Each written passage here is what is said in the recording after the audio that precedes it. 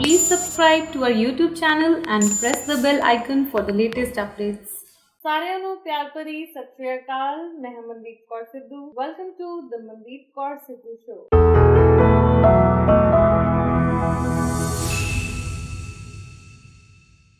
ਅੱਜ ਸਾਡੇ ਨਾਲ ਮੌਜੂਦ ਨੇ ਗੁਰਸਿਮਰਨ ਸਿੰਘ ਓਬਰੋਏ।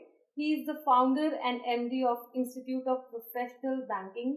ਸੋ ਅੱਜ ਅਸੀਂ ਗੱਲ ਕਰਾਂਗੇ ਬੈਂਕਿੰਗ ਬਾਰੇ, ਸਪੈਸ਼ਲੀ ਬੈਂਕਿੰਗ ਦੀ ਪੜ੍ਹਾਈ ਬਾਰੇ, ਬੈਂਕਿੰਗ ਦੀਆਂ ਇੰਟਰਵਿਊਜ਼ ਬਾਰੇ, ਬੈਂਕਿੰਗ ਦੀ ਜੌਬ ਲੈਣ ਲਈ ਉਸ ਤੋਂ ਪਹਿਲਾਂ ਸਾਨੂੰ ਕੀ ਤਿਆਰੀ ਕਰਨੀ ਚਾਹੀਦੀ ਹੈ। And he has successfully placed thousands of people in bank. So ਮੇਰਾ ਬਹੁਤ ਮਨ ਸੀ ਕਿ ਇਹਨਾਂ ਨੂੰ ਮੈਂ ਆਪਣੇ ਸ਼ੋਅ ਤੇ ਲੈ ਕੇ ਆਵਾਂ, ਕਿਉਂਕਿ ਪੰਜਾਬ ਵਿੱਚ ਹਮੇਸ਼ਾ ਹੀ ਗੱਲ ਹੁੰਦੀ ਹੈ ਕਿ ਜੌਬ ਨਹੀਂ ਹੈਗੀ। ਸਾਨੂੰ ਪਤਾ ਹੋਣਾ ਚਾਹੀਦਾ ਕਿ ਅਸੀਂ ਜੌਬ ਲਈ ਪ੍ਰਿਪੇਅਰ ਹੋਣਾ ਸਾਨੂੰ ਪਹਿਲਾਂ ਜ਼ਰੂਰੀ ਹੈ। ਸੋ ਜ਼ਰੂਰੀ ਨਹੀਂ ਕਿ ਅਸੀਂ ਜਿਹੜੀ ਪੜ੍ਹਾਈ ਕੀਤੀ ਆ ਡਾਇਰੈਕਟ ਸਾਨੂੰ ਜੌਬ ਮਿਲ ਜੇ, but it is very important exact professional coaching ਦੀ ਜ਼ਰੂਰਤ ਆ, ਕਿੱਦਾਂ ਦੀ ਇੰਟਰਵਿਊ ਦੀ ਸਾਨੂੰ ਪ੍ਰੈਪਰੇਸ਼ਨ ਦੀ ਜ਼ਰੂਰਤ ਆ। ਇਹ ਸਾਰੀਆਂ ਚੀਜ਼ਾਂ ਬਾਰੇ ਅੱਜ ਅਸੀਂ ਗੱਲ ਕਰਾਂਗੇ ਗੁਰਸਿਮਰਨ ਸਿੰਘ ਜੀ ਨਾਲ। ਸੋ Gursimran Singh ji, welcome to the show. Thank you. ਸਭ ਤੋਂ ਪਹਿਲਾਂ ਆਪਾਂ ਗੱਲ ਕਰਾਂਗੇ ਪੰਜਾਬ ਨੂੰ ਚੁਣਦੇ ਆ ਜਦੋਂ ਆਪਣਾ ਕਿਸੇ ਵੀ ਬਿਜ਼ਨਸ ਕਰਨ ਬਾਰੇ। ਸੋ ਯੂ ਆਰ ਸੱਚ ਅ ਐਗਜ਼ਾਮਪਲ। ਸੋ ਬਹੁਤ ਸਾਰੇ ਲੋਕ ਆ ਕਿ ਜਿਹੜੇ ਪੰਜਾਬ ਨੂੰ ਛੱਡ ਕੇ they are in Canada, they are in Australia, they are in America.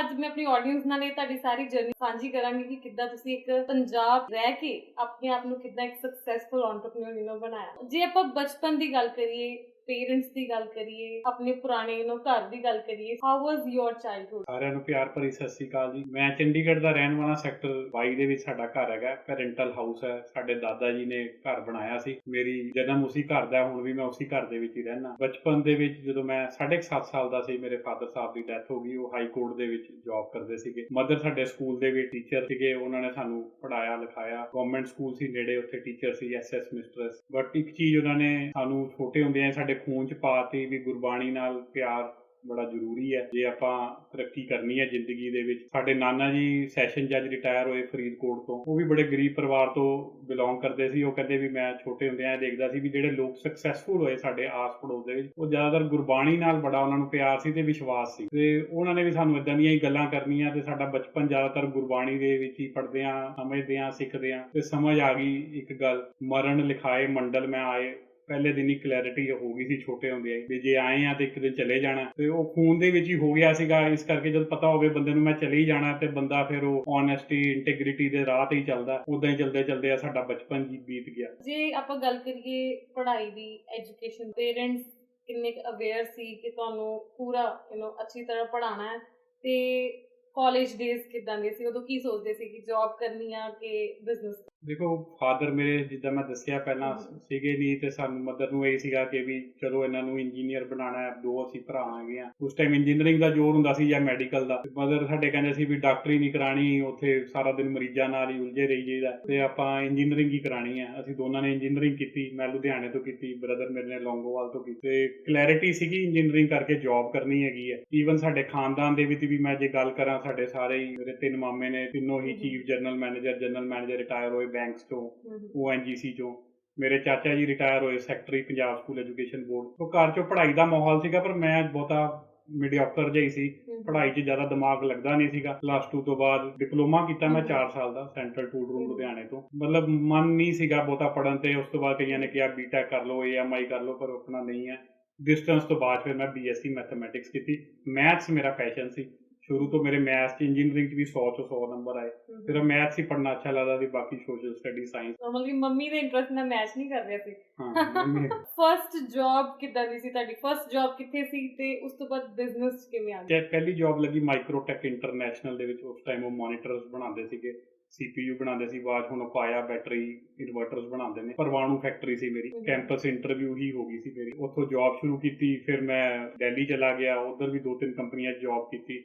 Last job ਮੈਂ ਬੱਦੀ 'ਚ ਕੀਤੀ 2005 ਤੋਂ 2007, ਜਿੱਥੇ ਕਿ ਮੈਂ ਐਜ਼ ਅ ਵਰਕਸ ਮੈਨੇਜਰ ਸੀਗਾ। ਇੱਕ ਯੂਰੋਪੀਅਨ ਮਲਟੀਨੈਸ਼ਨਲ ਸੀ। ਅਸੀਂ ਲਾਈਟਾਂ ਦੇ ਫਿਕਸਚਰਸ ਬਾਹਰੋਂ ਮੰਗਾ ਕੇ ਇੰਡੀਅਨ ਪੰਜਾਬ ਮਾਰਕੀਟ 'ਚ ਵੇਚਦੇ ਸੀ। ਉਸ ਤੋਂ ਬਾਅਦ ਇੱਕ ਦਿਨ ਸਾਡੇ ਜਿਹੜੇ ਓਨਰ ਸੀ, ਉਹਨਾਂ ਨਾਲ ਮੇਰੀ ਕੋਈ ਬਹਿਸ ਹੋ ਗਈ। ਮੈਂ ਬੱਦੀ ਤੋਂ ਵਾਪਸ ਚੰਡੀਗੜ੍ਹ ਆ ਰਿਹਾ ਸੀ, ਰਸਤੇ 2-3 ਵਾਰੀ ਸਿਗਨਲ ਵੀ ਕੱਟਿਆ ਤੇ ਬਹਿਸ ਹੋ ਗਈ। ਉਹਨਾਂ ਨਾਲ ਫੋਨ ਕਰਦੇ ਇਹ ਕੰਮ ਨਹੀਂ ਹੋਇਆ, ਉਹ ਨਹੀਂ ਹੋਇਆ। ਮੈਂ ਉਸ ਦਿਨ ਸੋਚ ਲਿਆ ਵੀ ਮੈਂ ਅੱਜ ਤੋਂ ਬਾਅਦ ਜੌਬ ਨਹੀਂ ਕਰਨੀ। ਬਿਜ਼ਨਸ ਦਾ ਪੈਸ਼ਨ 2-3-4 ਸਾਲ ਪਹਿਲਾਂ ਸ਼ੁਰੂ ਹੋ ਗਿਆ ਸੀ। ਜਿਹੜੇ ਕਿ ਮੇਰੇ ਦੋਸਤ ਕਾਲਜ ਟਾਈਮ, ਸਕੂਲ ਟਾਈਮ ਜਿਹੜੇ ਬਿਜ਼ਨਸ ਕਰਦੇ ਸੀ, ਮੈਨੂੰ ਮੈਨੂੰ ਉਹਦੀ ਲਾਈਫ ਜ਼ਿਆਦਾ ਚੰਗੀ ਲੱਗਦੀ ਸੀ। ਈਵਨ ਸਾਡੇ ਘਰ 'ਚ ਸਾਰਿਆਂ ਨੇ ਨੌਕਰੀ ਕੀਤੀ, ਪਰ ਮੈਨੂੰ ਉਹਨਾਂ ਦਾ ਲੱਗਦਾ ਸੀਗਾ ਹੱਟੀ ਤੇ ਬੈਠੇ ਆ, ਮੈਂ ਵੀ ਇਹੋ ਜਿਹੀ ਮੇਰੀ ਹੱਟੀ ਹੋਊਗੀ, ਉੱਥੇ ਪੈਸੇ ਇਕੱਠੇ ਕਰਿਆ ਕਰਾਂਗੇ, 3 ਵੀਲਰ ਹੋਣਗੇ, ਲੋਕੀ ਮਾਲ ਸੁੱਟਣ ਜਾਇਆ ਕਰਨਗੇ, ਏਦਾਂ ਚੱਲੇਗਾ। ਏਦਾਂ ਦਾ ਇੱਕ ਡੀਲਰ ਡਿਸਟ੍ਰੀਬਿਊਟਰਸ਼ਿਪ ਦਾ ਮੇਰੇ ਦਿਮਾਗ 'ਚ ਇੱਕ ਆਈਡੀਆ ਜਿਹਾ ਆਉਣਾ ਸ਼ੁਰੂ ਹੋ ਗਿਆ। But ultimately we land up in an educational institute, ਕਿਉਂਕਿ ਮੇਰੀ ਵਾਈਫ ਲੈਕਚਰਰ ਸੀ ਜਦੋਂ ਮੇਰਾ 2005 'ਚ ਵਿਆਹ ਹੋਇਆ। ਖਾਲਸਾ ਕਾਲਜ ਸੈਕਟਰ 26 ਦੇ ਵਿੱਚ ਸੀ ਕਮਰਸ ਦੀ। ਉਹ ਕਹਿੰਦੀ ਵੀ ਟੈਲੀ ਅਕਾਊਂਟਸ ਦਾ ਬੜਾ ਜ਼ਮਾਨਾ, ਅੱਜ ਕੱਲ੍ਹ ਬੱਚੇ ਸਿੱਖਦੇ ਨੇ, ਅਕਾਊਂਟੈਂਟ ਬਣ ਜਾਂਦੇ ਨੇ।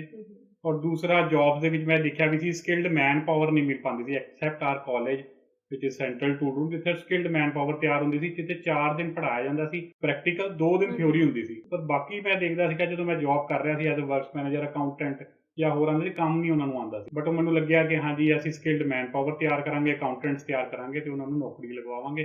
ਸੋ we started with loan of 7-8 lakh rupees.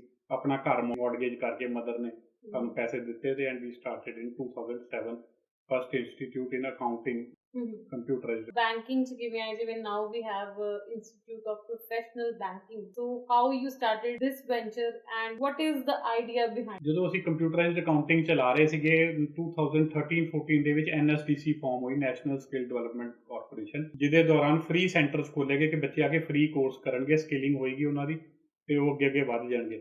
ਉਸ ਕਰਕੇ ਸਾਡਾ ਬਿਜ਼ਨਸ ਬੜਾ ਹੈਂਪਰ ਕੀਤਾ। ਮੈਂ ਅੱਗੇ ਫਰੈਂਚਾਈਜ਼ੀਜ਼ ਵੀ ਖੋਲੇ ਸੀ, ਦੇਰ ਵਰ ਅਰਾਊਂਡ 30 ਸੈਂਟਰ ਪੰਜਾਬ, ਹਰਿਆਣਾ, ਹਿਮਾਚਲ। ਉਦੋਂ ਲੱਗਿਆ ਵੀ ਬਿਜ਼ਨਸ ਥੱਲੇ ਜਾ ਰਿਹਾ, what is the new opportunity coming up. ਤੇ ਮੈਨੂੰ ਇੱਕ ਸੱਜਣ ਨੇ ਕਿਸੇ ਨਾਲ ਮੁਲਾਕਾਤ ਕਰਾਈ, ਹੀ ਵਾਸ ਵਾਈਸ ਪ੍ਰੈਜ਼ੀਡੈਂਟ ਵਿਦ HDFC, ਤੇ ਉਹ ਕਹਿੰਦੇ ਤੁਸੀਂ ਬੈਂਕਿੰਗ 'ਚ ਕਿਉਂ ਨਹੀਂ ਆਉਂਦੇ ਤੇ ਅਸੀਂ ਪ੍ਰੈਕਟੀਕਲ ਬੈਂਕਿੰਗ ਸਿਖਾ ਕੇ ਬੱਚਿਆਂ ਨੂੰ ਜੌਬ। ਮੈਂ ਕਿਹਾ ਕੀ ਐਵੀਨਿਊ ਹੈ, ਥੋੜਾ ਰਿਸਰਚ ਕੀਤੀ, ਕੰਪੀਟੀਸ਼ਨ ਵੀ ਕੋਈ ਜ਼ਿਆਦਾ ਨਹੀਂ ਸੀ, ਬਟ ਓਪਰਚੁਨਿਟੀ ਸਮਝ ਆ ਗਈ ਕਿ ਇਟਸ ਅ ਵੈਰੀ ਬਿਗ। ਕਿਉਂਕਿ ਉਸੇ ਟਾਈਮ ਸਰਦਾਰ ਮਨਮੋਹਨ ਸਿੰਘ ਸਾਡੇ ਪ੍ਰਾਈਮ ਮਿਨਿਸਟਰ ਹੁੰਦੇ ਸੀ, ਉਹਨਾਂ ਨੇ ਲਾਂਚ ਕੀਤਾ ਕਿ ਨਵੇਂ 10 small finance banks, 2 universal banks ਤੇ 11 ਪੇਮੈਂਟ ਬੈਂਕਸ ਨੂੰ ਉਹਨਾਂ ਨੇ ਲਾਇਸੈਂਸ ਦਿੱਤਾ। ਨਵੇਂ ਬੈਂਕਸ ਆ ਰਹੇ ਆ, ਨਵੀਂ ਓਪਰਚੁਨਿਟੀਜ਼ ਆਉਣਗੀਆਂ, ਮੈਨ ਪਾਵਰ ਰਿਕੁਆਇਰਡ ਹੋਏਗੀ, ਅਸੀਂ ਉਹਨਾਂ ਦੀ ਸਕਿਲਿੰਗ ਕਰਕੇ। So this come up with the idea of institute of professional banking. ਅੱਜ ਦਾ ਸ਼ੋਅ ਜਿਵੇਂ ਮੈਂ ਗੱਲ ਕੀਤੀ ਕਿ we will be talking a lot about banking ਬਾਰੇ ਅਸੀਂ ਗੱਲ ਕਰਾਂਗੇ। ਬੜੇ ਸਟੂਡੈਂਟਸ ਦੀ ਨਾ ਡ੍ਰੀਮ ਜੌਬ ਹੁੰਦੀ ਆ ਕਿ ਉਹ ਬੈਂਕ ਵਿੱਚ ਉਹਨਾਂ ਦੀ ਜਿਹੜੀ ਆ ਜੌਬ ਲੱਗੇ, ਖਾਸ ਕਰਕੇ ਪੰਜਾਬ ਦੇ ਸਟੂਡੈਂਟ ਲਈ, ਕਿਉਂਕਿ ਗੁਰਸਿਮਰਨ ਬਹੁਤ ਜ਼ਿਆਦਾ ਫੋਕਸਡ ਹੋ ਕੇ ਪੰਜਾਬ 'ਚ ਬੈਂਕਿੰਗ ਦੀਆਂ ਜੌਬ ਨਿਕਲਦੀਆਂ। So he is trying his best ਕਿ ਬੱਚਿਆਂ ਨੂੰ ਜਿਹੜੀਆਂ ਉਹ ਅਵੇਅਰਨੈਸ ਹੋ, ਉਹਨਾਂ ਜੌਬਸ ਤੱਕ ਪਹੁੰਚ ਪਾਉਣ। ਪਲੱਸ ਇਹ ਇੱਕ ਗਰੋਇੰਗ ਸੈਕਟਰ ਆ। ਗੁਰਸਿਮਰਨ ਜੀ, ਜੇ ਅਸੀਂ ਗੱਲ ਕਰੀਏ ਕਿ ਬੈਂਕਿੰਗ ਦੇ ਵਿੱਚ ਜੌਬਸ ਹੁੰਦੀਆਂ ਕਿੱਦਾਂ ਬੈਂਕਿੰਗ ਦੇ ਵਿੱਚ ਇੱਕ ਫਰੈਸ਼ਰ ਵਾਸਤੇ 3-4-5 ਤਰ੍ਹਾਂ ਦੀਆਂ ਜੌਬਸ ਹੁੰਦੀਆਂ ਨੇ। ਬੇਸਿਕਲੀ ਇੱਕ ਸੇਲਸ ਲਈ ਹੁੰਦੀ ਹੈਗੀ ਹੈ, ਆਪਰੇਸ਼ਨਸ ਜੋ ਆਪਾਂ ਮੋਟੇ ਤੌਰ ਤੇ ਕਹਿੰਦੇ ਆ ਤੇ 2 ਹੈ, ਅਦਰਵਾਈਜ਼ ਇੱਕ ਕ੍ਰੈਡਿਟ ਹੈ, ਗਵਰਨਮੈਂਟ ਬਿਜ਼ਨਸ ਲਿਆਉਣ ਵਾਸਤੇ ਹੈ। ਤਾਂ ਮੇਜਰਲੀ ਅਗਰ ਆਪਾਂ ਡਿਵਾਈਡ ਕਰੀਏ ਤਾਂ ਇਹ ਸਾਰੇ 5-6 ਵਰਟੀਕਲ ਚੋਂ 2 ਹੀ ਮੇਨ ਆਉਂਦੇ ਨੇ, ਸੇਲਸ ਤੇ ਆਪਰੇਸ਼ਨ। ਸੇਲਸ ਦੇ ਵਿੱਚ ਕੋਈ ਵੀ ਬੱਚਾ ਜਾ ਸਕਦਾ ਹੈਗਾ ਗ੍ਰੈਜੂਏਸ਼ਨ ਕਰਕੇ, ਕਿਸੇ ਵੀ ਬ੍ਰਾਂਚ 'ਚ ਚਲੇ ਜੇ, ਬ੍ਰਾਂਚ ਮੈਨੇਜਰ ਨੂੰ ਕਹੇ ਵੀ ਮੈਂ ਕਰੰਟ ਅਕਾਊਂਟ, ਸੇਵਿੰਗਸ ਅਕਾਊਂਟ ਖੋਲ ਸਕਦਾ, ਵਿਚ ਇਜ਼ ਨੋਨ ਐਜ਼ ਕਾਸਾ। तो कासा मैं कर सकदा ਤੇ ਉਹਨੂੰ ਐਜ਼ ਅ ਸੇਲਸ ਆਫੀਸਰ ਉਹ ਰੱਖ ਲੈਂਦੇ ਨੇ। ਹਰ ਇੱਕ ਬ੍ਰਾਂਚ ਦੇ ਵਿੱਚ ਤਕਰੀਬਨ ਹਰ ਵੱਡੇ ਬੈਂਕ ਦੇ ਵਿੱਚ, ICICI, ਐਕਸਿਸ, HDFC ਦੇ ਵਿੱਚ ਰਿਕੁਆਇਰਮੈਂਟ ਰਹਿੰਦੀ ਹੈ, ਤੁਸੀਂ ਜਾ ਕੇ ਉੱਥੇ ਜੌਬ ਲੈ ਸਕਦੇ ਹੈਗੇ ਹੋ ਸੇਲ ਦੇ ਵਿੱਚ। But our expertise is operations job, that is branch banking profile, ਜਿਹਦਾ ਕਿ ਇੱਕ ਕਰੀਅਰ ਸਟਾਰਟ ਹੁੰਦਾ as a teller. Teller means cashier. Cashier ਦਾ ਕੰਮ ਹੁੰਦਾ ਵੀ ਕੋਈ ਪੈਸੇ ਕਢਾਉਣ ਆ ਗਿਆ, ਕੋਈ ਡਿਪੋਜ਼ਿਟ ਕਰਨ ਆ ਗਿਆ, it's a branch banking job. ਤੁਸੀਂ ਆਪਣੇ ਕਾਊਂਟਰ ਤੇ ਬੈਠ ਕੇ ਉਹ ਜੌਬ ਕਰਨੀ ਹੈਗੀ ਹੈ। ਉਸ ਤੋਂ ਬਾਅਦ ਉਹਦੀ ਜੋ ਗਰੋਥ ਹੁੰਦੀ ਹੈ, ਨਾਲ ਦਾ ਕਾਊਂਟਰ ਉਹਦਾ ਆਥੋਰਾਈਜ਼ਰ ਦਾ ਹੁੰਦਾ। ਅਸੀਂ ਦੇਖਦੇ ਹਾਂ ਵੀ ਜਿੱਦਾਂ ਕੋਈ ਬੰਦੇ ਨੇ ਪੈਸੇ ਜਮ੍ਹਾਂ ਕਰਾਏ, ਉਹਦੀ ਰਸੀਦ ਆਈ, ਉਹ ਆਥੋਰਾਈਜ਼ਰ ਨੂੰ ਨਾਲ ਵਾਲੇ ਦੇ ਦਿੰਦਾ, ਉਹ ਆਥੋਰਾਈਜ਼ ਕਰਦਾ ਹਾਂਜੀ ਓਕੇ। 2 ਸਾਲ ਜੇ ਤੁਸੀਂ ਟੈਲਰ ਦੀ ਜੌਬ ਤੇ ਲਾਇਆ ਤਾਂ you will be promoted as a authoriser, which is as assistant manager or deputy manager grade job. ਫਿਰ ਉਸ ਤੋਂ ਬਾਅਦ ਜੇ ਆਪਾਂ ਆਪਰੇਸ਼ਨਸ ਦੀ ਗੱਲ ਕਰੀਏ ਤਾਂ ਅਗਲਾ ਆਉਂਦਾ deputy manager, which is branch operations manager. ਉਸ ਤੋਂ ਬਾਅਦ you can become a branch manager and it takes around 7 to 10 years to become a branch manager. teller ਤੋਂ ਸਟਾਰਟ ਹੋ ਕੇ ਤੁਸੀਂ ਬ੍ਰਾਂਚ ਮੈਨੇਜਰ ਬਣ ਸਕਦੇ ਹੋ। ਉਸ ਤੋਂ ਬਾਅਦ ਫਿਰ ਵੱਡੀਆਂ ਪ੍ਰੋਫਾਈਲ ਸ਼ੁਰੂ ਹੋ ਜਾਂਦੀਆਂ, ਤੁਸੀਂ 4-5 ਬ੍ਰਾਂਚਾਂ ਦੇ ਮਾਲਕ ਬਣ ਜਾਂਦੇ ਹੋ, ਫਿਰ ਕਲਸਟਰ ਮਿਲ ਜਾਂਦਾ, ਫਿਰ ਜ਼ੋਨਲ ਬਣ ਜਾਂਦਾ, ਫਿਰ ਰੀਜਨ ਮਿਲ ਜਾਂਦਾ, ਫਿਰ ਤੁਸੀਂ ਕੰਟਰੀ ਹੈਡ ਤੱਕ ਵੀ ਜਾ ਸਕਦੇ ਹੋ and you can retire as a executive director or a managing director of the bank. Great. So ਸਾਰੀ ਹਾਇਰਾਰਕੀ ਜਿਹੜੀ ਸਿਮਰਨ ਜੀ ਨੇ ਸ਼ੇਅਰ ਕਰਤੀ। ਇਟ ਇਜ਼ ਮਾਈ ਵਿਸ਼ ਕਿ ਤੁਹਾਡੇ ਤੋਂ ਪੜ੍ਹੇ ਹੋਏ ਬੱਚੇ ਬਾਕੀ ਕੰਟਰੀ ਹੈਡ ਜਿਹੜੇ ਉਹ ਬਣਨ, ਤਾਂ ਕਿ ਸਾਨੂੰ ਦੱਸਣਾ ਵੀ ਨਾ ਪਵੇ ਕਿ ਇੰਸਟੀਚਿਊਟ ਆਫ ਪ੍ਰੋਫੈਸ਼ਨਲ ਬੈਂਕਿੰਗ ਜਿਹੜਾ ਹੈਗਾ ਆਪਣੇ ਆਪ ਜਿਹੜਾ ਸਾਰਿਆਂ ਨੂੰ ਪਤਾ ਲੱਗ ਜੇ। ਸੋ ਮੈਨੂੰ ਇਹਨਾਂ ਦਾ ਆਈਡੀਆ ਬਹੁਤ ਅੱਛਾ ਲੱਗਾ because he is generating employment ਇਨ ਪੰਜਾਬ, ਜਿਹਦਾ ਕਿ ਸਾਰਾ ਰੌਲਾ ਹੈ ਸਾਡੇ ਪੰਜਾਬ ਦੇ ਵਿੱਚ। ਸਾਰਿਆਂ ਦੀ ਕੰਪਲੇਂਟ ਆ ਜੌਬਸ ਨਹੀਂ ਹੈਗੀਆਂ। ਇਹ ਮੇਰਾ ਸੇਮ ਜਿਹੜਾ ਤਜਰਬਾ ਹੈ ਕਿ ਜੌਬਸ ਬਹੁਤ ਜ਼ਿਆਦੀਆਂ ਬਟ ਸਕਿਲਡ ਬੱਚੇ ਨਹੀਂ ਹੈਗੇ। ਸੋ ਇਟਸ ਵੈਰੀ ਇੰਪੋਰਟੈਂਟ ਕਿ ਅਸੀਂ 3 to 6 months ਦਾ ਕੋਈ ਸਕਿੱਲ ਅਸੀਂ ਸਿੱਖ ਕੇ ਤੇ then we should appear for the job। Even ਮੇਰੇ ਬਿਜ਼ਨਸ 'ਚ ਅਸੀਂ ਗੱਲ ਕਰ ਲਈਏ ਕਿ ਗ੍ਰਾਫਿਕ ਡਿਜ਼ਾਈਨਿੰਗ ਦੀ ਗੱਲ ਕਰ ਲਈਏ, ਲੈਂਗੁਏਜਸ ਦੀ ਗੱਲ ਕਰ ਲਈਏ ਜਿਹਦੇ ਵਿੱਚ ਅਸੀਂ ਕੋਡਿੰਗ ਕਰਨੀ, ਜੇ ਤੁਸੀਂ 3 ਤੋਂ 6 ਮਹੀਨੇ ਲਾ ਕੇ ਸਿੱਖ ਲੈਂਦੇ ਹੋ ਤੇ it is very easy to find a good job. ਜੇ ਆਪਾਂ IPB ਦੀ ਗੱਲ ਕਰੀਏ, ਇੰਸਟੀਚਿਊਟ ਆਫ ਪ੍ਰੋਫੈਸ਼ਨਲ ਬੈਂਕਿੰਗ, ਜੋ ਕਿ ਮੁਹਾਲੀ 'ਚ ਯੂ ਹੈਵ ਦ ਆਫਿਸ, ਪੜ੍ਹਾਈ ਦਾ ਕੀ ਕ੍ਰਾਈਟੇਰੀਆ, ਬਿਕੋਜ਼ ਬਹੁਤ ਸਾਰੇ ਬੱਚੇ ਸਾਨੂੰ ਸੁਣ ਰਹੇ ਹੋਣਗੇ ਤੇ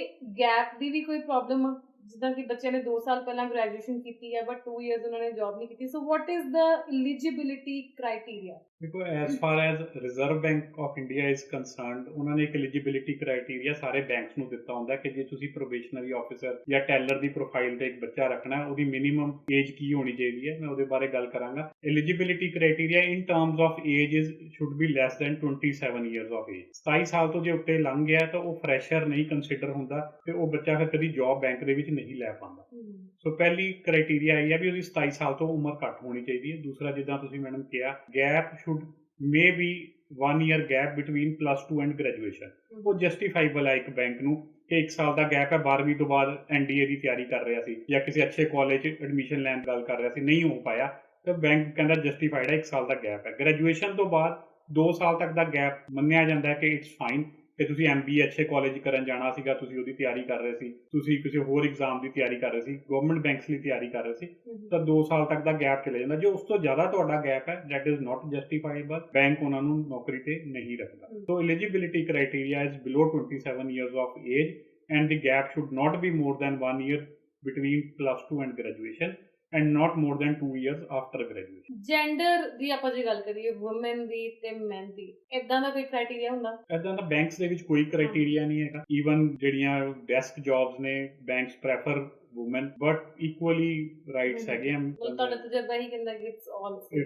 ਆਪਣੇ ਇੰਸਟੀਚਿਊਟ ਦੀ ਗੱਲ ਕਰੀਏ, ਸੋ ਵਾਟ ਇਜ਼ ਦ ਪ੍ਰੋਸੈਸ? ਬਹੁਤ ਸਾਰੇ ਬੱਚੇ ਜਿਹੜੇ ਕਿ ਉਹ ਘਰ 'ਚ ਬੈਠੇ ਹੋਣਗੇ, ਸੁਣ ਰਹੇ ਹੋਣਗੇ, ਗ੍ਰੈਜੂਏਸ਼ਨ ਵੀ ਕੀਤੀ ਹੋਏਗੀ, ਆਮ ਗੱਲ ਆ, ਸੋ ਗ੍ਰੈਜੂਏਸ਼ਨ ਕਿਸੇ ਵੀ ਫੀਲਡ 'ਚ ਚੱਲੇਗੀ, ਗ੍ਰੈਜੂਏਸ਼ਨ ਕਿਸੇ ਵੀ ਫੀਲਡ ਚੱਲੇਗੀ। Okay, so what is the process ਕਿ ਉਹ ਇੱਕ ਕੋਚਿੰਗ ਦੇ ਥਰੂ ਲੰਘਣ and then they reach up to the job? ਉਹਦੇ 'ਚ ਇਦਾਂ ਹੈਗਾ, ਜਦੋਂ ਅਸੀਂ ਬੱਚੇ ਦੀ ਐਡਮਿਸ਼ਨ ਲੈਂਦੇ ਹਾਂ, ਜਿੱਦਾਂ ਤੁਹਾਨੂੰ ਪਹਿਲਾਂ ਦੱਸਿਆ ਐਲੀਜੀਬਿਲਿਟੀ ਕ੍ਰਾਈਟੇਰੀਆ, ਉਹਦੀ ਸਕਰੀਨਿੰਗ ਦੇਖਦੇ ਹਾਂ, ਉਹਦੀ ਕਮਿਊਨੀਕੇਸ਼ਨ ਲੈਵਲ ਕਿੱਦਾਂ ਦਾ, ਇੰਟਰਪਰਸਨਲ ਸਕਿੱਲਸ ਕਿੱਦਾਂ ਨੇ। ਬੇਸਿਕ ਦੇਖ ਕੇ ਸਾਨੂੰ ਲੱਗਦਾ ਹੈ ਕਿ ਹਾਂਜੀ ਬੱਚੇ 'ਚ ਪੈਸ਼ਨ ਹੈਗਾ। ਕੋਈ ਜ਼ਰੂਰੀ ਨਹੀਂ ਹੈ communication means English speak, Hindi Punjabi ਕਿੱਦਾਂ ਬੋਲਦਾ, ਬੋਲਣ ਦਾ ਤਰੀਕਾ ਕੀ ਹੈ, ਉਹ ਸਾਰੀ ਚੀਜ਼ਾਂ ਚੈੱਕ ਕਰਕੇ ਅਸੀਂ ਉਹਦੀ ਐਡਮਿਸ਼ਨ ਲੈ ਲੈਂਦੇ ਹਾਂ। ਉਸ ਤੋਂ ਬਾਅਦ ਸਾਡਾ ਟ੍ਰੇਨਿੰਗ ਹੈਗੇ ਨੇ, ਸਾਡੇ ਟ੍ਰੇਨਿੰਗ ਦੇ ਬੜੇ senior public sector, private sector banks ਦੇ ਜਨਰਲ ਮੈਨੇਜਰ ਰਿਟਾਇਰਡ ਨੇ, ਵਾਈਸ ਪ੍ਰੈਜ਼ੀਡੈਂਟ ਲੈਵਲ ਦੇ ਬੰਦੇ ਨੇ, ਜਿਹੜੇ ਤੁਹਾਨੂੰ ਇੱਕ ਸਕਿਲਿੰਗ ਦੇਣਗੇ ਕਿ ਇੱਕ ਐਂਟਰੀ ਲੈਵਲ ਜੌਬ ਵਾਸਤੇ ਤੁਹਾਨੂੰ ਕੀ ਐਕਸਪਰਟੀਜ਼ ਹੋਣੀ ਚਾਹੀਦੀ ਹੈ, ਤੁਹਾਨੂੰ ਕੀ ਟਰਮਸ ਕੰਡੀਸ਼ਨਸ ਜੋ ਬੈਂਕਸ ਦੇ ਵਿੱਚ ਹੈ ਉਹ ਕਿੰਨੀਆਂ ਤੁਹਾਨੂੰ ਨੌਲੇਜ ਹੈ, ਲਾਈਕ NEFT ਕੀ ਹੁੰਦਾ ਹੈ, RTGS ਕੀ ਹੁੰਦੀ ਹੈ, ਕਰੰਟ ਅਕਾਊਂਟ, ਸੇਵਿੰਗਸ ਅਕਾਊਂਟ ਕਿੱਦਾਂ ਖੋਲਿਆ ਜਾਂਦਾ, ਉਹਦੇ ਲਈ ਕੀ KYC ਚਾਹੀਦੀ ਹੈ, ਨੋ ਯੋਰ ਕਸਟਮਰ ਜਿਹਦੀ ਆਪਾਂ ਗੱਲ ਕਰਦੇ ਹਾਂ। ਸੋ ਡਿਟੇਲ ਦੇ ਵਿੱਚ ਅਸੀਂ ਰਿਟੇਲ ਬੈਂਕਿੰਗ ਸਿਖਾਉਂਦੇ ਹਾਂ ਵੀ ਤੁਹਾਡੇ ਕੋਲ 5000 ਰੁਪਇਆ ਫੇਕ ਕਰੰਸੀ ਆ ਗਈ, 500 ਦੇ 10 ਨੋਟ ਆ ਗਏ ਜਿਹੜੇ ਕਿ ਨਕਲੀ ਨੇ, ਫਿਰ ਤੁਸੀਂ ਕੀ ਕਰਨਾ? ਪਹਿਲਾਂ ਤਾਂ ਨਕਲੀ ਨੋਟਿਸ ਕਿੱਦਾਂ ਕਰਨਾ ਹੈਗਾ, ਫਿਰ ਜੇ ਪਤਾ ਲੱਗ ਗਿਆ ਤੁਹਾਨੂੰ ਨਕਲੀ ਹੈ ਕਿ ਤੁਸੀਂ ਉਹਨੂੰ ਫਾੜਨੇ ਆ ਜਾਂ ਕਸਟਮਰ ਨੂੰ ਵਾਪਸ ਦੇਣੇ ਆ ਕਿ ਬ੍ਰਾਂਚ ਮੈਨੇਜਰ ਨੂੰ ਰਿਪੋਰਟ ਕਰਨਾ ਹੈ ਕਿ ਅਸੀਂ RBI ਨੂੰ ਡਾਇਰੈਕਟ ਰਿਪੋਰਟ ਕਰਨਾ। So it all depends upon currency ਕਿੰਨੀ ਜ਼ਿਆਦਾ ਹੈਗੀ ਹੈ। 5000 ਹੈ ਤਾਂ ਡਿਫਰੈਂਟ RBI ਦੀ ਗਾਈਡਲਾਈਨ। ਪ੍ਰੈਕਟੀਕਲੀ ਅਸੀਂ ਸਾਰਾ ਕੁਝ ਸਿਖਾ ਕੇ ਇੱਕ ਬੱਚੇ ਨੂੰ ਐਜ਼ ਅ ਕੈਸ਼ੀਅਰ, ਟੈਲਰ ਜੋ ਉਹਨੇ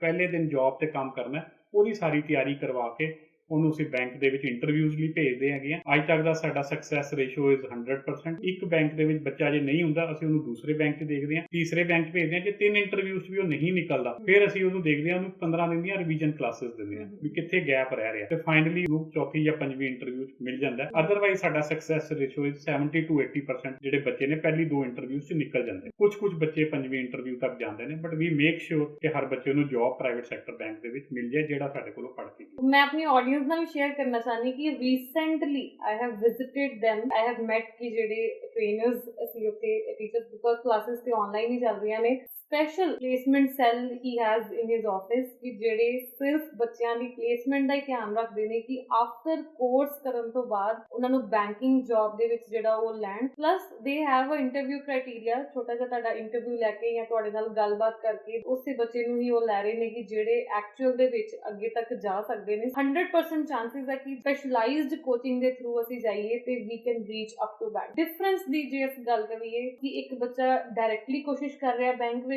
ਨੌਕਰੀ ਲੈਣ ਦੀ, ਇੰਸਟੀਟਿਊਟ ਕੋਸ਼ਿਸ਼ ਕਰ ਰਿਹਾ, ਸੋ ਵਾਟ ਇਹ ਨਹੀਂ ਕਿ ਇੰਸਟੀਟਿਊਟ ਤੁਹਾਡਾ ਵੀ ਹੋ ਸਕਦਾ ਹੈ, ਕੋਈ ਵੀ ਹੋ ਸਕਦਾ ਹੈ। ਸੋ ਇੱਕ ਸਪੈਸ਼ਲਾਈਜ਼ਡ ਰੂਟ ਤੇ ਡਾਇਰੈਕਟਲੀ ਜਾਣ ਵਿੱਚ ਕੀ difference? ਜੇ ਬੱਚਾ ਡਾਇਰੈਕਟ ਬੈਂਕ ਦੇ ਵਿੱਚ ਜਾਂਦਾ ਹੈ ਤਾਂ he will get a sales job. ਜੇ ਬ੍ਰਾਂਚ ਬੈਂਕਿੰਗ ਜੌਬ ਲਈ ਜਾਣਾ ਹੈ ਉਹਦੇ ਲਈ ਤੁਹਾਨੂੰ ਇੱਕ ਟ੍ਰੇਨਿੰਗ ਲੈਣੀ ਬੜੀ ਜ਼ਰੂਰੀ ਹੈ। ਜਿੱਦਾਂ ਕਿ ਅਸੀਂ ਕਹਿੰਦੇ ਆ ਜੇ ਤੁਸੀਂ ਉਹਨੂੰ ਕੈਸ਼ ਤੇ ਬਿਠਾਤਾ ਤੁਹਾਨੂੰ ਇਹ ਨਹੀਂ ਪਤਾ ਨਕਲੀ ਨੋਟ ਕਿਹੜਾ ਤੇ ਅਸਲੀ ਕਿਹੜਾ, ਤੇ ਤੁਸੀਂ ਦਾ ਪ੍ਰੋਬਲਮ ਫੇਸ ਕਰਨੀ ਪਏਗੀ ਬੈਂਕ। ਇਸ ਕਰਕੇ ਉਹਦੀ ਟ੍ਰੇਨਿੰਗ ਲੈਣੀ ਬੜੀ ਜ਼ਰੂਰੀ ਹੈ if you want a branch banking or an operations profile. Skilling ਬਹੁਤ ਜ਼ਿਆਦਾ ਜ਼ਰੂਰੀ ਹੈ ਕਿਸੇ ਵੀ ਇੰਸਟੀਚਿਊਟ ਤੋਂ ਲਓ ਤੁਸੀਂ, ਜੇ ਤੁਸੀਂ ਬੈਂਕਿੰਗ ਆਪਰੇਸ਼ਨਸ ਜੌਬ ਲਈ ਜਾਣਾ ਚਾਹੁੰਦੇ ਹੋ। ਪਲੱਸ ਇਹ ਵੀ ਮੈਨੂੰ ਲੱਗਦਾ ਕਿ ਇੱਕ ਪੁਆਇੰਟ ਮੈਂ ਐਡ ਕਰਨਾ ਚਾਹੁੰਦੀ ਕਿ ਤੁਹਾਡੇ ਆਲਰੇਡੀ ਬੜੇ ਅੱਛੇ ਕੰਟੈਕਟਸ ਬਣੇ ਹੋਣ। ਸੋ ਬਿਕਾਜ਼ ਕਈ ਬੈਂਕਸ ਜਿਹੜੀਆਂ ਵਾ ਦੇ ਪ੍ਰੈਫਰ ਕਿ ਥੋੜੇ ਟ੍ਰੇਨਡ ਬੱਚੇ ਹੀ ਮਿਲਣ placement you could help even better. ਹਾਂਜੀ, ਤੁਹਾਨੂੰ ਨੌਲੇਜ ਵੀ ਜ਼ਿਆਦਾ ਹੁੰਦੀ ਕਿੱਥੇ ਵੈਕੈਂਸੀਜ਼ ਹੈਗੀਆਂ। ਐਕਚੁਅਲੀ ਵੈਨ ਵੀ ਸਟਾਰਟਡ ਇਨ 2014-15 ਬੜਾ ਸਟਰਗਲ ਕਰਨਾ ਪਿਆ। ਤੁਸੀਂ ਬਿਲਕੁਲ ਠੀਕ ਹੈ ਮੈਡਮ, ਇਹ ਕੰਟੈਕਟਸ ਬਣਨ ਨੂੰ ਸਾਨੂੰ 6-7 ਸਾਲ ਲੱਗ ਗਏ। ਪਹਿਲਾਂ ਤਾਂ ਬੱਚੇ ਪਹਿਲੇ ਬੈਚ 3-4 ਬੱਚੇ ਸੀਗੇ, ਅਸੀਂ ਬੈਂਕ ਨੂੰ ਅਪਰੋਚ ਕੀਤਾ ਕਿ ਅਸੀਂ 3-4 ਬੱਚੇ ਟ੍ਰੇਨ ਕੀਤੇ, ਤੁਸੀਂ ਇੰਟਰਵਿਊ ਲਓ। ਉਹ ਕਹਿੰਦੇ ਸਾਡੇ ਕੋਲ ਇੰਨਾ ਟਾਈਮ ਨਹੀਂ ਹੈ, ਸਾਡਾ ਪੈਨਲ ਬੈਠਦਾ, ਇੱਕ ਰੀਜਨਲ ਹੈਡ ਬੈਠਾ ਹੁੰਦਾ, ਇੱਕ HR ਹੈਡ ਬੈਠਦਾ, ਉਹ ਦੋਨੋਂ ਇੰਟਰਵਿਊ ਲੈਂਦੇ ਨੇ ਤੇ ਘੱਟੋ ਘੱਟ 15-20 ਬੱਚੇ ਦੋ। ਫਿਰ ਅਸੀਂ 15-20 ਬੱਚਿਆਂ ਨੂੰ ਇਕੱਠੇ ਟ੍ਰੇਨ ਕੀਤਾ, ਉਹਦੇ 'ਚ ਉਹਨਾਂ ਨੇ ਸਮਝਾਇਆ ਵੀ ਇਹ ਗੈਪ ਬੱਚਿਆਂ ਨੂੰ ਇਹ ਨਹੀਂ ਆਉਂਦਾ ਸੀ, ਇਹ ਨਹੀਂ। ਫਿਰ ਅਸੀਂ ਆਪਣਾ ਕੋਰੀਕੁਲਮ ਰੀਵੈਂਪ ਕੀਤਾ। ਤਾਂ ਕਰਦੇ ਹੁਣ ਅਸੀਂ ਇਸ ਜਰਨੀ ਤੇ ਪਹੁੰਚ ਗਏ ਹਾਂ ਤੇ banks are after our life sometime ਤੇ ਯਾਰ ਮੈਨੂੰ ਕੱਲ 15 ਬੱਚੇ ਦਿਓ, ਬੜੀ ਅਰਜੈਂਟ ਰਿਕੁਆਇਰਮੈਂਟ ਆ ਗਈ ਐਂਡ ਦੇ ਨੋ ਡਿਊਰਿੰਗ ਦੀ ਕੋਵਿਡ ਟਾਈਮਸ ਉਹ ਯੂਨੀਵਰਸਿਟੀ ਕਾਲਜਸ ਤੋਂ ਵੀ ਬੱਚਾ ਨਹੀਂ ਲੈ ਸਕਦੇ। ਅਦਰਵਾਈਜ਼ ਵੀ ਕਾਲਜਸ ਵਿੱਚ MBA ਕਰਕੇ ਵੀ ਬੱਚੇ ਨੂੰ ਬੈਂਕਿੰਗ ਦੀ ਨੌਲੇਜ ਨਹੀਂ ਹੁੰਦੀ। ਸਾਡੇ ਕੋਲੋਂ ਉਹਨਾਂ ਨੂੰ ਸਕਿਲਡ ਮੈਨ ਪਾਵਰ ਮਿਲ ਰਹੀ ਹੈ, ਪਲੱਸ ਕੋਵਿਡ ਦੇ ਦੌਰਾਨ ਵੀ ਅਸੀਂ ਕੰਮ ਕਰ ਰਹੇ ਹਾਂ, ਆਨਲਾਈਨ ਬੱਚਿਆਂ ਨੂੰ ਪੜ੍ਹਾ ਰਹੇ ਹਾਂ। The requirement is huge. Big banks like Kotak Mahindra, Axis, HDFC, they are hiring month to month around 70-80 candidates ਅਸੀਂ ਹਰ ਮਹੀਨੇ। ਕੋਵਿਡ ਦੇ ਦੌਰਾਨ ਵੀ ਆਪਾਂ ਜੇ ਗੱਲ ਕਰੀਏ ਅਸੀਂ ਹਰ ਮਹੀਨੇ 70-80 ਬੱਚਾ ਲਗਵਾਇਆ ਬੈਂਕਸ। ਤੁਸੀਂ ਦੋਨੋਂ ਫੇਜ਼ ਦੇਖੇ ਕਿ ਜਦੋਂ ਡਾਇਰੈਕਟਲੀ ਸਟੂਡੈਂਟਸ ਆ ਰਹੇ ਸੀ ਉਦੋਂ ਵੀ ਉਹ ਪਲੇਸ ਹੋ ਰਹੇ ਸੀ and now things get online ਤੇ ਉਦੋਂ ਵੀ ਯੂ ਆਰ ਸੇਇੰਗ ਕਿ ਪਲੇਸਮੈਂਟਸ ਹੋ ਰਹੀਆਂ because banks are booming in the coming time. Covid ਦੇ ਦੌਰਾਨ ਲਰਨਿੰਗ ਕਿੱਦਾਂ ਚੇਂਜ ਹੋਈ, ਮਤਲਬ ਤੁਹਾਨੂੰ ਪਲੇਟਫਾਰਮ ਚੇਂਜ ਕਰਨਾ ਪਿਆ, ਤਰੀਕਾ ਚੇਂਜ ਕਰਨਾ ਪਿਆ, ਸੋ ਉਹ ਟ੍ਰਾਂਸਫੋਰਮੇਸ਼ਨ ਕਿੱਦਾਂ ਦੀ ਸੀ? ਕੀ ਤੁਸੀਂ ਇਮੀਡੀਏਟ ਸਟੈਪਸ ਲਏ ਕਿ ਸਾਰਾ ਕੁਝ ਸਮੂਥ ਰਹੇ? ਜਿੱਦਾਂ ਹੀ ਕੋਵਿਡ ਸ਼ੁਰੂ ਹੋਇਆ ਸਾਨੂੰ ਲੱਗਿਆ ਵੀ ਸਾਡਾ ਬਿਜ਼ਨਸ ਖਤਮ ਹੋ ਗਿਆ, ਵੀ ਇੰਟਰੈਕਸ਼ਨ ਹੁਣ ਬੱਚੇ ਨਾਲ ਹੋਏਗੀ ਨਹੀਂ, ਆ ਨਹੀਂ ਸਕਦਾ, ਬੈਂਕਸ ਬੰਦ ਪਏ ਨੇ। ਬਟ ਬੜੀ ਅੱਛੀ ਗੱਲ ਸਾਡੇ ਬਿਜ਼ਨਸ ਲਈ ਹੋਈ ਵੀ 20th ਅਪ੍ਰੈਲ ਨੂੰ ਹੀ ਬੈਂਕਸ ਨੂੰ ਖੋਲ੍ਹਣ ਦੀ ਇਜਾਜ਼ਤ ਦੇ ਦਿੱਤੀ ਗਈ। ਦੇ ਵਰ ਅੰਡਰ ਨੈਸੈਸਿਟੀਜ਼ ਓਨਲੀ। ਸੋ ਬੈਂਕਸ ਜਿੱਦਾਂ ਹੀ ਖੁੱਲੇ, ਬੈਂਕਸ ਨੂੰ ਲੋਕਾਂ ਦੀ ਲੋੜ ਸੀਗੀ, ਨਵੀਆਂ ਬ੍ਰਾਂਚਿਸ ਵੀ ਆਈਆਂ, ਬਿਜ਼ਨਸ ਹੋਰ ਵੀ ਵਧਿਆ ਕਿਉਂਕਿ ਬੈਂਕਸ ਤਾਂ ਖੁੱਲ ਰਹੇ ਸੀਗੇ। ਸਾਡੇ ਕੋਲ ਜਿਹੜੇ ਬੱਚੇ ਪਹਿਲਾਂ ਫੇਸ ਟੂ ਫੇਸ ਪੜ੍ਹਨ ਆਉਂਦੇ ਸੀਗੇ ਅਸੀਂ ਉਹਨਾਂ ਨੂੰ ਆਨਲਾਈਨ ਪੜ੍ਹਾਉਣਾ ਸ਼ੁਰੂ ਕੀਤਾ ਥਰੂ ਜ਼ੂਮ ਪਲੇਟਫਾਰਮ। ਹੌਲੀ ਹੌਲੀ we shifted to Google classroom, Google meet. ਉੱਥੇ ਬੱਚਿਆਂ ਨੇ, ਕਿਉਂਕਿ ਉੱਥੇ Google classroom is a very good platform ਜਿੱਥੇ ਤੁਸੀਂ ਬੱਚਿਆਂ ਦੀ ਅਸੈਸਮੈਂਟਸ ਵੀ ਦੇਖ ਸਕਦੇ ਹੋ, ਉਹਨਾਂ ਨੂੰ ਅਸਾਈਨਮੈਂਟਸ ਵੀ ਦੇ ਸਕਦੇ ਹੈਗੇ ਹੋ। ਸੋ ਵੀ ਸ਼ਿਫਟਡ ਟੂ ਗੂਗਲ ਕਲਾਸਰੂਮ। ਹੁਣ ਸਾਨੂੰ ਜਿਹੜਾ ਇੱਕ ਹੋਰ ਚੈਲੰਜ ਸਟਾਰਟ ਹੋਇਆ, ਕਈ ਬੱਚਿਆਂ ਦਾ ਇੰਟਰਨੈਟ ਡਾਊਨ। ਹੁਣ now we are coming up with the e-learning platform ਤੇ ਉਹਦੇ 'ਚ ਬੱਚੇ ਨੂੰ ਰਿਕਾਰਡਡ ਵੀਡੀਓਜ਼ ਮਿਲ ਜਾਣਗੇ। ਜਿਸ ਟਾਈਮ ਵੀ ਉਹਦਾ ਇੰਟਰਨੈਟ ਤੇਜ਼ ਹੈ ਉਹ ਕਿਸੇ ਟਾਈਮ ਵੀ, ਰਾਤ ਨੂੰ, ਸਵੇਰੇ, ਦੁਪਹਿਰੇ, ਕਿਸੇ ਟਾਈਮ ਵੀ ਘਰ ਬੈਠ ਕੇ ਆਪਣੇ ਉਹ ਵੀਡੀਓਜ਼ ਪਲੇਟਫਾਰਮ ਦੇ ਥਰੂ ਪੜ੍ਹ ਲੇਗਾ, ਸੁਣ ਲੇਗਾ। ਉਸ ਤੋਂ ਬਾਅਦ ਉਹ ਆਪਣੇ ਕੁਇਜ਼ਸ ਕਰੇਗਾ। ਉਸ ਤੋਂ ਬਾਅਦ ਚੈੱਕ ਯੋਰ ਅੰਡਰਸਟੈਂਡਿੰਗ ਦੇ ਵਿੱਚ ਕੁਝ ਕੁਐਸਚਨ ਆਉਣਗੇ। ਫਾਈਨਲ ਐਗਜ਼ਾਮ ਦੇਣ ਤੋਂ ਬਾਅਦ we will take online interview. ਜੇ ਸਾਨੂੰ ਬੱਚਾ ਲੱਗੇਗਾ ਇਹਨੇ ਪੂਰਾ ਕੋਰਸ ਸਿੱਖ ਲਿਆ, ਕਰ ਲਿਆ, ਸਾਰੇ ਕੁਇਜ਼ਸ ਅਟੈਂਪਟ ਕਰਤੇ ਆ, ਫਾਈਨਲ ਐਗਜ਼ਾਮ ਠੀਕ ਹੋ ਗਿਆ, so we will land him for the interviews with 3 or 4 private sectors. ਜਾਨਣਾ ਚਾਹਾਂਗੀ ਕਿ ਕਿਹੜੇ ਬੈਂਕਸ ਆ ਕਿ ਜਿੱਥੇ ਸਾਡੇ ਬੱਚੇ ਰਿਨੋਨਡ ਬੈਂਕ ਜਿੱਥੇ ਸਾਡੇ ਬੱਚੇ ਪਲੇਸ ਹੋਏ ਆ। when was your happiest moment, ਮਤਲਬ ਉਹ ਕਿਹੜੇ ਲੈਵਲ ਤੱਕ ਪਹੁੰਚੇ ਕਿ you are happy to see them there? ਇਹਦੇ ਵਿੱਚ ਮੈਡਮ ਅਸੀਂ 7 ਯੂਨੀਵਰਸਲ ਬੈਂਕਸ ਨਾਲ ਕੰਮ ਕਰਦੇ ਹਾਂ। Axis, HDFC, ICICI, IndusInd, Kotak, IDFC ਤੇ ਬੰਧਨ। IDFC ਤੇ ਬੰਧਨ 2 ਯੂਨੀਵਰਸਲ ਨਵੇਂ ਬੈਂਕਸ ਆ ਜਿਨ੍ਹਾਂ ਨੂੰ ਡਾਕਟਰ ਮਨਮੋਹਨ ਸਿੰਘ ਨੇ 2014-15 ਚ ਲਾਇਸੈਂਸ ਦਿੱਤਾ ਸੀ। So these 7 banks, universal banks we are working with, and there are 3 more small finance banks. Small finance banks ਦਾ ਮਤਲਬ ਹੁੰਦਾ they are same as universal banks, ਪਰ ਇਹਨਾਂ ਕੋਲ ਇੱਕ ਕੈਪਿੰਗ ਹੈ। ਉਦੋਂ ਡਾਕਟਰ ਮਨਮੋਹਨ ਸਿੰਘ ਦਾ ਇਹ ਵਿਜ਼ਨ ਸੀਗਾ ਕਿ MSME ਨੂੰ ਆਪਾਂ ਜ਼ਿਆਦਾ ਵਧਾਈਏ, ਮਾਈਕਰੋ ਸਮਾਲ ਮੀਡੀਅਮ ਐਂਟਰਪ੍ਰਾਈਜ਼ਸ ਨੂੰ ਵਧਾਉਣ ਵਾਸਤੇ ਉਹਨਾਂ ਨੇ ਸਮਾਲ ਫਾਈਨਾਂਸ ਬੈਂਕਸ ਨੂੰ ਲਾਇਸੈਂਸ ਦਿੱਤੇ, ਜਿਹਦੇ ਵਿੱਚ ਉਹਨਾਂ ਕੋਲ ਕੈਪਿੰਗ ਹੈ ਵੀ ਉਹ 25 ਲੱਖ ਤੱਕ ਦਾ ਲੋਨ ਦੇ ਸਕਦੇ ਤੇ 25 ਲੱਖ ਤੱਕ ਦਾ ਡਿਪੋਜ਼ਿਟ ਲੈ ਸਕਦੇ। ਉਸ ਤੋਂ ਜ਼ਿਆਦਾ ਉਹਨਾਂ ਕੋਲ ਪਾਵਰ ਨਹੀਂ ਹੈ। ਛੋਟੇ ਬਿਜ਼ਨੈਸਿਸ ਨੂੰ ਵਧਾਵਾ ਦੇਣ ਲਈ they started small finance bank. So we are working with Utkarsh small finance bank which is a Varanasi based bank, Jana small finance bank, Equitas small finance ਤੇ ਇੱਕ AU ਸਮਾਲ ਫਾਈਨਾਂਸ ਬੈਂਕ ਹੈ ਜੈਪੁਰ ਬੇਸਡ। ਹੁਣ ਉਹਨੇ ਵੀ ਸਾਡੇ ਕੋਲੋਂ ਬੱਚੇ ਲੈਣੇ। ਸਾਡੇ ਮੈਡਮ 2015 ਜਿਹੜੇ ਬੱਚੇ ਪਾਸ ਆਊਟ ਹੋਏ ਸੀਗੇ ਪਹਿਲੇ ਬੈਚ ਦੇ ਸੀ, ਕੁਝ ਡਿਪਟੀ ਬ੍ਰਾਂਚ ਮੈਨੇਜਰ ਬਣ ਗਏ ਨੇ, ਕੁਝ ਬ੍ਰਾਂਚ ਆਪਰੇਸ਼ਨਸ ਮੈਨੇਜਰ ਬਣ ਗਏ ਨੇ, ਜਿੱਥੇ ਉਹਨਾਂ ਦਾ package they started with 15-20,000 salary ਤੇ ਹੁਣ ਉਹਨਾਂ ਦੀ 50,000 ਰੁਪਏ ਮੰਥਲੀ ਸੈਲਰੀ ਹੋ ਗਈ। ਐਂਡ ਮੇਬੀ ਨੈਕਸਟ 2 ਇਅਰਸ, ਜਿੱਦਾਂ ਮੈਂ ਤੁਹਾਨੂੰ ਦੱਸਿਆ ਸੀ 7 ਤੋਂ 10 ਸਾਲ ਦੇ can become branch manager. So ਕਿਉਂਕਿ ਬੈਂਕਿੰਗ 'ਚ ਵੀ it is a process 2 years ਤੁਸੀਂ ਇੱਥੇ ਪਹੁੰਚੋਗੇ 3 ਇਅਰਸ 'ਚ ਇੱਥੇ ਪਹੁੰਚੋਗੇ ਸੋ ਆਈ ਥਿੰਕ ਜਦੋਂ ਨੈਕਸਟ ਇੰਟਰਵਿਊ ਕਰਾਂਗੇ ਸਰ ਦੀ ਤੇ ਬ੍ਰਾਂਚ ਮੈਨੇਜਰਸ ਕਾਫੀ ਸਾਰੇ ਬਣ ਚੁੱਕੇ ਹੋਣਗੇ because he has started like 5-6 years back in specific area. Personally ਜੇ ਗੱਲ ਕਰੀਏ business ਦੇ if you have idea ਜਾਂ if you have mind and money ਤੁਸੀਂ ਰੈਸਟੋਰੈਂਟ ਵੀ ਖੋਲ ਸਕਦੇ ਸੀ, ਤੁਸੀਂ ਕੋਈ ਮੈਰਿਜ ਪੈਲੇਸ ਖੋਲ ਸਕਦੇ ਸੀ, ਤੁਸੀਂ ਕੋਈ ਜਿੱਦਾਂ ਲਾਈਟਨਿੰਗ ਦੇ ਵਿੱਚ ਤੁਹਾਡਾ ਐਕਸਪੀਰੀਅੰਸ ਹੈ ਤੁਸੀਂ ਉਹ ਵਾਲਾ ਬਿਜ਼ਨਸ ਕਰ ਸਕਦੇ ਸੀ। there must be some value based thought process behind it. so ਇਹ ਸਾਰੇ ਦੇ ਪਿੱਛੇ ਜੇ ਅਸੀਂ personally ਸੋਚੀਏ ਤੇ ਤੁਹਾਡਾ ਕੀ ਥਾਟ ਆ, what change you are trying to bring, what change you are trying to Basically we have to skill young graduates. ਉਹਨਾਂ ਨੂੰ ਪਤਾ ਹੀ ਨਹੀਂ ਹੈ ਅਸੀਂ ਸਿੱਖਣਾ ਕੀ ਹੈ, ਅਸੀਂ ਜਾਣਾ ਕਿੱਥੇ ਹੈਗਾ। ਤੋ ਵਿਜ਼ਨ ਇੱਥੋਂ ਹੀ ਸਟਾਰਟ ਹੋਇਆ ਸੀਗਾ ਕਿ ਜਦੋਂ ਮੇਰੇ ਕੋਲ ਇੱਕ ਅਕਾਊਂਟੈਂਟ ਨੌਕਰੀ ਕਰਦਾ ਸੀਗਾ, ਉਹਨੂੰ ਬੇਸਿਕ ਟੈਲੀ ਚਲਾਉਣਾ ਆਉਂਦਾ ਸੀ, ਉਹਨੂੰ ਡੈਬਿਟ ਕ੍ਰੈਡਿਟ ਦਾ ਪਤਾ ਨਹੀਂ ਸੀ because I being works manager ਇੰਨਾ ਇੰਟੈਲੈਕਚੁਅਲ ਲੈਵਲ ਸੀ, ਮੈਂ ਉਹਨੂੰ ਸਮਝਾਉਂਦਾ ਸੀ ਕਿ ਜੇ ਇੱਥੋਂ ਮਾਲ ਆਇਆ ਇਨਵੈਂਟਰੀ ਕਿੱਦਾਂ ਹੋਣੀ ਹੈ। ਤੇ ਮੈਨੂੰ ਲੱਗਿਆ ਕਿ ਪਹਿਲਾਂ ਤਾਂ ਸਾਨੂੰ ਸਕਿੱਲ ਕਰਨਾ ਪਏਗਾ because I don't have any knowledge of accountancy. ਮੇਰੀ wife was MCom and PhD in accounts only. ਤੇ ਉਹਨਾਂ ਨੇ ਮੈਨੂੰ ਕਿਹਾ ਕਿ ਆਪਾਂ ਇੱਦਾਂ ਦਾ ਅਕਾਊਂਟ ਤੋਂ started with our joint collaboration ਵੀ ਅਸੀਂ ਬੱਚਿਆਂ ਨੂੰ ਇੱਦਾਂ ਸਟਾਰਟ ਕਰੀਏ ਐਂਡ ਸਲੋਲੀ। ਔਰ ਜਦੋਂ ਬਿਜ਼ਨਸ 'ਚ ਬੰਦਾ ਆਉਂਦਾ ਹੈ ਸਟਾਰਟ ਤਾਂ ਇੱਦਾਂ ਹੀ ਹੁੰਦਾ ਵੀ ਯਾਰ ਜਿੰਨੀ ਮੈਂ ਸੈਲਰੀ ਲੈ ਰਿਹਾ ਸੀ ਉਨਾ ਮੈਨੂੰ ਪ੍ਰੋਫਿਟ ਹੋਣਾ ਸ਼ੁਰੂ ਹੋ ਜਾਵੇ। ਸਲੋਲੀ ਵਿਜ਼ਨ ਸ਼ਿਫਟਡ ਕਿ ਅਸੀਂ ਬਹੁਤ ਲੋਕਾਂ ਨੂੰ, ਕਿਉਂਕਿ ਜਦੋਂ ਬੱਚਿਆਂ ਦੀ ਨੌਕਰੀ ਲੱਗਦੀ ਸੀ ਉਹਨਾਂ ਦੇ ਪੇਰੈਂਟਸ ਵੀ ਆਉਂਦੇ ਸੀ, ਲੱਡੂ ਦਾ ਡੱਬਾ ਵੀ ਪੈਰੀ ਹੱਥ ਵੀ ਲਾਉਂਦੇ ਸੀ ਵੀ ਸਾਡੇ ਬੱਚੇ ਦੀ ਨੌਕਰੀ ਲਗਵਾਤੀ। And banking is all together a very respectable job. ਤੇ ਉਹ ਫਿਰ ਬਹੁਤ ਖੁਸ਼ੀ ਮਿਲਦੀ ਸੀ। ਫਿਰ ਹੁਣ ਸਾਡਾ ਹੁਣ ਬਿਲਕੁਲ ਵਿਜ਼ਨ ਕਲੀਅਰ ਹੈ that we have to be pan India very soon, maybe by March 2022 ਸਾਡੇ 25-30 ਸੈਂਟਰ ਪੂਰੇ ਇੰਡੀਆ ਦੇ ਵਿੱਚ ਹੋ ਜਾਣਗੇ। And now the vision has shifted. ਪਹਿਲਾਂ ਸੀਗਾ ਕਿ ਵੀ ਬੱਚਿਆਂ ਨੂੰ ਅਸੀਂ ਇੰਪਲੋਇਮੈਂਟ ਕਰਨੀ ਹੈ। Now the vision has shifted ਕਿ ਸਾਡਾ ਜਿਹੜਾ ਹੁਣ ਵਿਜ਼ਨ ਹੈ that is to help the banks, the new upcoming banks with the skilled man. ਜੇ ਉਹਨਾਂ ਨੂੰ ਪੜ੍ਹੇ ਲਿਖਾ ਅੱਛਾ ਬੱਚਾ ਪਹਿਲੇ ਦਿਨ ਤੋਂ ਮਿਲੇਗਾ ਤੇ ਬੈਂਕਸ ਵੀ ਬੜੀ ਜਲਦੀ grow and finally the economy and the hole ecosystem will grow. ਸੋ ਤੁਹਾਨੂੰ ਬਿਲਕੁਲ ਮੈਂ ਬੈਂਕਿੰਗ ਜੌਬਸ ਦੇ ਗੁਰੂ ਨਾਲ ਮਿਲਵਾਤਾ ਅੱਜ ਆਪਣੀ ਆਡੀਅנס ਨੂੰ। So you can always get in touch with him, Mohali ਬੈਠਦੇ ਸਰ। ਸੋ ਆਪਾਂ ਐਂਟਰਪ੍ਰੀਨਿਓਰਸ਼ਿਪ ਦੀ ਗੱਲ ਕਰੀਏ, ਬਿਜ਼ਨਸ ਦੀ ਗੱਲ ਕਰੀਏ, ਜਿਹੜਾ ਕੁਐਸਚਨ ਮੇਰਾ ਜਿੰਨੇ ਵੀ ਐਂਟਰਪ੍ਰੀਨਿਓਰਸ ਮੇਰੇ ਸ਼ੋਅ ਦੇ ਵਿੱਚ ਆਉਂਦੇ ਹਮੇਸ਼ਾ ਮੇਰਾ ਇੱਕ ਕੁਐਸਚਨ ਹੁੰਦਾ ਹੈ ਕਿਉਂਕਿ ਇਹ ਕੁਐਸਚਨ ਮੇਰੇ ਨਾਲ ਵੀ ਲਿੰਕਡ ਆ। ਬਹੁਤ ਅੱਛੀ ਤੁਸੀਂ ਪੜ੍ਹਾਈ ਕਰ ਲਈ ਐਂਡ ਰੱਬ ਨੇ ਸਾਰਾ ਕੁਝ ਦੇਤਾ, ਰਾਈਟ? ਬਿਜ਼ਨਸ ਖੋਲਣ ਜੋਗੇ ਪੈਸੇ ਅਰੇਂਜ ਕਰਤੇ, ਭਾਵੇਂ ਆਪਾਂ ਘਰ ਮੌਰਗੇਜ ਕੀਤਾ, ਸਾਰਾ ਕੁਝ ਸਾਡੇ ਕੋਲ ਹੈਗਾ ਸੀ। ਤੁਹਾਡਾ ਪਾਰਟਨਰ ਇੰਨਾ ਵਧੀਆ, ਸ਼ੀ ਇਜ਼ PhD। ਸੋ ਤੁਸੀਂ ਪੰਜਾਬ ਹੀ ਕਿਉਂ ਚੁਣਿਆ? ਕਿਉਂਕਿ ਲੋਕੀ ਮੈਨੂੰ ਕੁਐਸਚਨ ਪੁੱਛਦੇ ਆ ਕਿ ਤੁਸੀਂ ਪੰਜਾਬ ਹੀ ਕਿਉਂ ਚੁਣਿਆ। So I want to ask you ਕਿ ਤੁਸੀਂ ਨਹੀਂ ਕਦੀ ਸੋਚਿਆ ਕਿ ਮੈਂ ਕੈਨੇਡਾ ਚਲ ਜਾ ਜਾਂ ਆਸਟ੍ਰੇਲੀਆ ਚਲ ਜਾ, ਇੱਥੇ ਕੁਝ ਨਹੀਂ ਹੈਗਾ, ਕਿਉਂਕਿ ਜਨਰਲੀ ਅਸੀਂ ਸੁਣਦੇ ਜਿਵੇਂ ਤੁਸੀਂ ਐਗਜ਼ਾਮਪਲ ਦਿੱਤੀ ਹੈ ਹੀ ਮੈਂ ਆਪਣੀ ਆਡੀਅנס ਨੂੰ ਐਗਜ਼ਾਮਪਲ ਦੇਣਾ ਚਾਹਨੀ। ਜੇ ਅਸੀਂ ਕ੍ਰੀਏਟ ਕਰਨਾ ਚਾਹੀਏ, ਵਾਕਈ ਅਸੀਂ ਕੁਝ ਕਰਕੇ ਵਿਖਾਉਣਾ ਚਾਹੀਏ। ਸਰ ਨੇ ਦੱਸਿਆ ਕਿ he started from his home, ਜਿਹੜੇ ਘਰ 'ਚ ਰਹਿ ਰਹੇ ਆ ਉਹਦੇ ਤੋਂ ਹੀ ਆਪਣਾ ਬਿਜ਼ਨਸ ਸ਼ੁਰੂ ਕੀਤਾ, ਉਹਨੂੰ ਵੀ ਇੱਕ ਵਾਰੀ ਬੈਂਕ ਨੂੰ ਦੇਣਾ ਪੈ ਗਿਆ। ਮੇਰੀ ਵੀ ਸਟੋਰੀ ਏਦਾਂ ਦੀ ਹੈ ਸੇਮ। ਪੰਜਾਬ ਹੀ ਕਿਉਂ? ਐਕਚੁਅਲੀ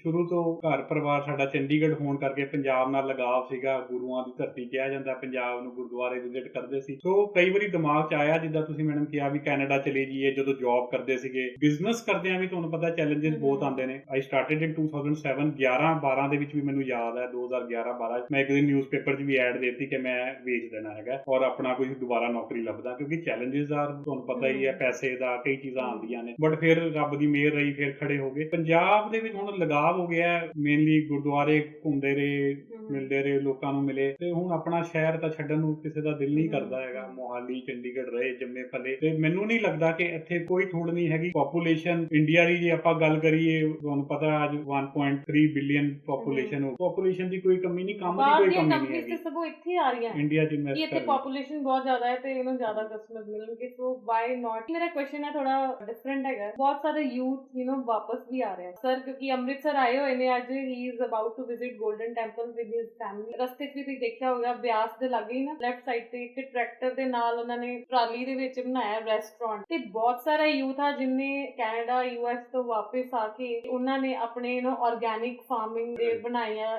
ਸ਼ਾਪਸ ਬਣਾਈਆਂ ਨੇ, ਚੱਲਦੀਆਂ ਫਿਰਦੀਆਂ ਸ਼ਾਪਸ ਬਣਾਈਆਂ ਨੇ। ਬਹੁਤ ਸਾਰਾ ਯੂਥ ਆ ਜਿਨ੍ਹਾਂ ਨੇ ਪੀਜ਼ਾ ਹਟਸ ਖੋਲੇ ਨੇ।